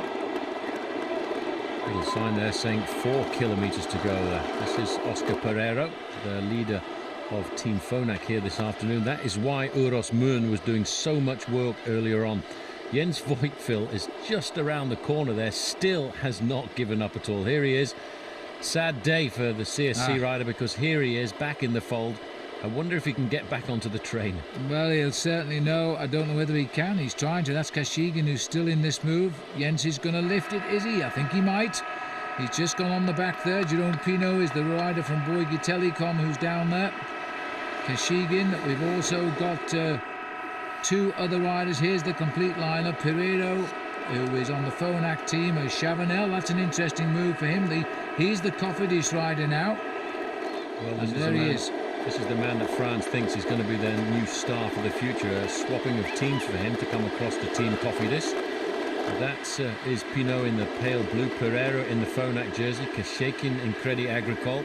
And now this is a little bit further down the road, and it's not very much more than about 75 metres to the front end of the main field. You can see Lampre doing a lot of work here. They're thinking about Cunego, and he could be a bit of a surprise. He's not done an awful lot so far this season. He's thinking a little bit more about his defence of the Giro d'Italia. There is Alexander Vinokourov just over to the right-hand side, nicely placed. Danielo De Luca in around about 10th place. David Rebellin there, just peeping through in the pale blue jersey. The first time we've really got a clear identity on him. He did the magical trifecta last year with the Amstel Gold, Fleche, Wallonne, Liège, Bastogne, Liège. He can't do it this year, of course, because the first race of the three has been won by Danielo De Luca. As the field now continue to course the way down to ground level, 2.5 kilometres to go, and we'll be heading up the mountain for the last kilometre or so. Ooh, that was a difficult left-hand swing as well. Somebody went very wide and lost a very good position. Risky and precarious, these final few kilometres, but once you get to the final climb of the day, the speed is at a slightly different level. Pereira still surviving off the front end of the group, still tagged onto the back there as well is our brave battling warrior Jens Voigt. But once he hits that climb, Phil, it's going to be like a mallet right in his head. 2 kilometres to go, very close to making the turn now. Just over 1 kilometre is the length of the climb. As we now see the Cofidis rider, Chavanel, setting the pace. Desperate moments these, trying to hold just enough advantage over the pack. Forget it. The main field is coming back together again. It's all over for that breakaway. There is Jens Voigt. I think he'll just cruise up the climb now. How close was he? Close enough, 2.5 kilometres, but not quite what he was expecting. Kashekin on the front. Sylvain Chavanel still surviving. Very shortly they're going to see the banner over the road indicating 1 kilometre to go. And what a kilometre that is as well, because you know what, as we now go through the streets here of Huy, that 1 kilometre on the flat would take them 60 seconds, but here it's going to take them 2 minutes. Yes, as they course through this lovely little town here. Now we get to find the other face of Huy. There's a little zoo on the top, by the way, where you can go and feed the penguins if you've got time, but at the moment I'm afraid there's nobody watching the penguins because they're all out on the finishing line awaiting the arrival again of the Fleche Wallonne. Now it's a free-for-all now. This is an amazing finish from a bunch, and I didn't expect a bunch to start the climb, but now it's the strongest man wins. Well, they've made the turn now. They've started the final ascent up to the Mur de Huy, and you have to be very careful in a finish like this. You have to time your effort to absolute and utter perfection because there are 2 or 3 very nasty bends here. There's Alexander Vinokourov in the middle for Timo Vaal. Danielo De Luca over to the right-hand side. It's only a 1 kilometre climb, but it climbs up 120 metres. And I tell you what, at the steepest part in some of those corners, it touches 25% gradient. Oh, it is a very, very hard climb indeed. It really is, and the crowd will be dense for the last half a kilometre or so.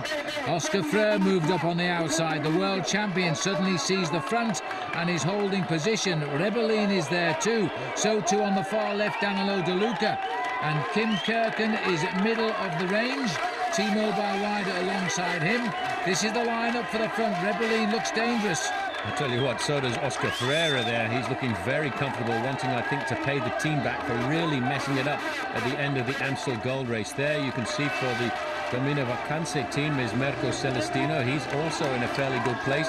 And actually not too far back there is Cadel Evans just going round the corner, the former mountain biker. Well, Cadel Evans knocking on the door. He's got himself a new team again. Let's hope he can do something special. But Oscar Ferreira trying to hold pole position here. It's interesting, but he doesn't seem to want to relinquish it, but he's done so now because the big thing is Danielo De Luca has taken second place. And that's Peter Sinkovic as well there for the Quick Step team. He's been on pretty good form just recently. There is Vinokourov still looking pretty good in the pink. There is Rebellin over to the right-hand side. Danielo De Luca looking down at his gears to make sure he's got everything sorted out correctly. There you can see Ferreira getting onto the bottom of the handlebars, and the gaps are certainly now starting to appear in what was a massive group at the bottom. The heads of state are now starting to come to the bottle of milk.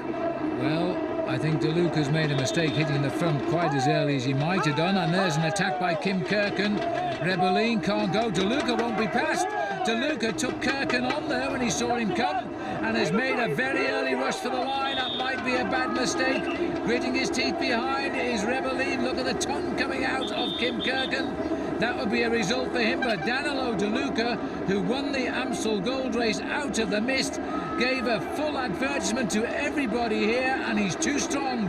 Danielo De Luca has got 2 sectors of the trifecta. Now all he wants is Liège-Bastogne-Liège. That was amazing. It was amazing. Kirken held on there for second place. Rebellin, the winner last year, was third. But look at all of these time gaps.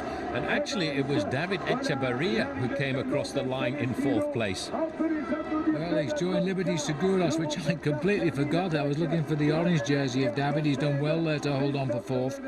It's a sort of finish. We saw him win a stage of the Tour de France. Very similar uphill finish like this. I think it was Saint-Flour was the town. And we're looking now at what is a very large bunch reaching the finishing line today. Indicates to me an awful lot of riders have got plans for Sundays at Liège-Bastogne-Liège. But there is the winner, Danielo De Luca, who has won the overall and the stage of Pays Basque, Amstel Gold Race, now Fleche Wallonne. You could say he's having a wonderful April. Well, I would say you'd say he's having a wonderful comeback, because this was a man we expected to be a big star a couple of years ago. He went through the doldrums a little bit, but I think since the end of the Tour of the Pays Basque, Phil, we can say Danielo De Luca is back.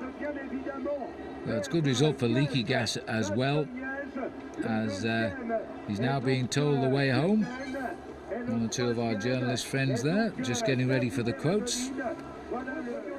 This is how he did it. I thought Rebellin had something halfway up the climb, but it just came a little bit too early for him once De Luca went. De Luca, it was almost as if he decided the best way to win this race was to ride it from the front. And as soon as Kim Kirken came, he forced him to stay off his right shoulder. He waited for the right moment to try and get himself the victory. He cast his mind back probably 12 months ago to how he lost this race to David Rebellin, but he made everything right this time.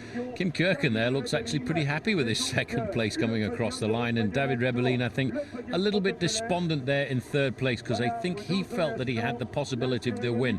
But very explosive effort there by Danielo De Luca in the lime green jersey of Liquigas. Going forward, looks down there through his arms just to see how much of a gap he's got, and he knows at this point that he can celebrate his victory quite easily.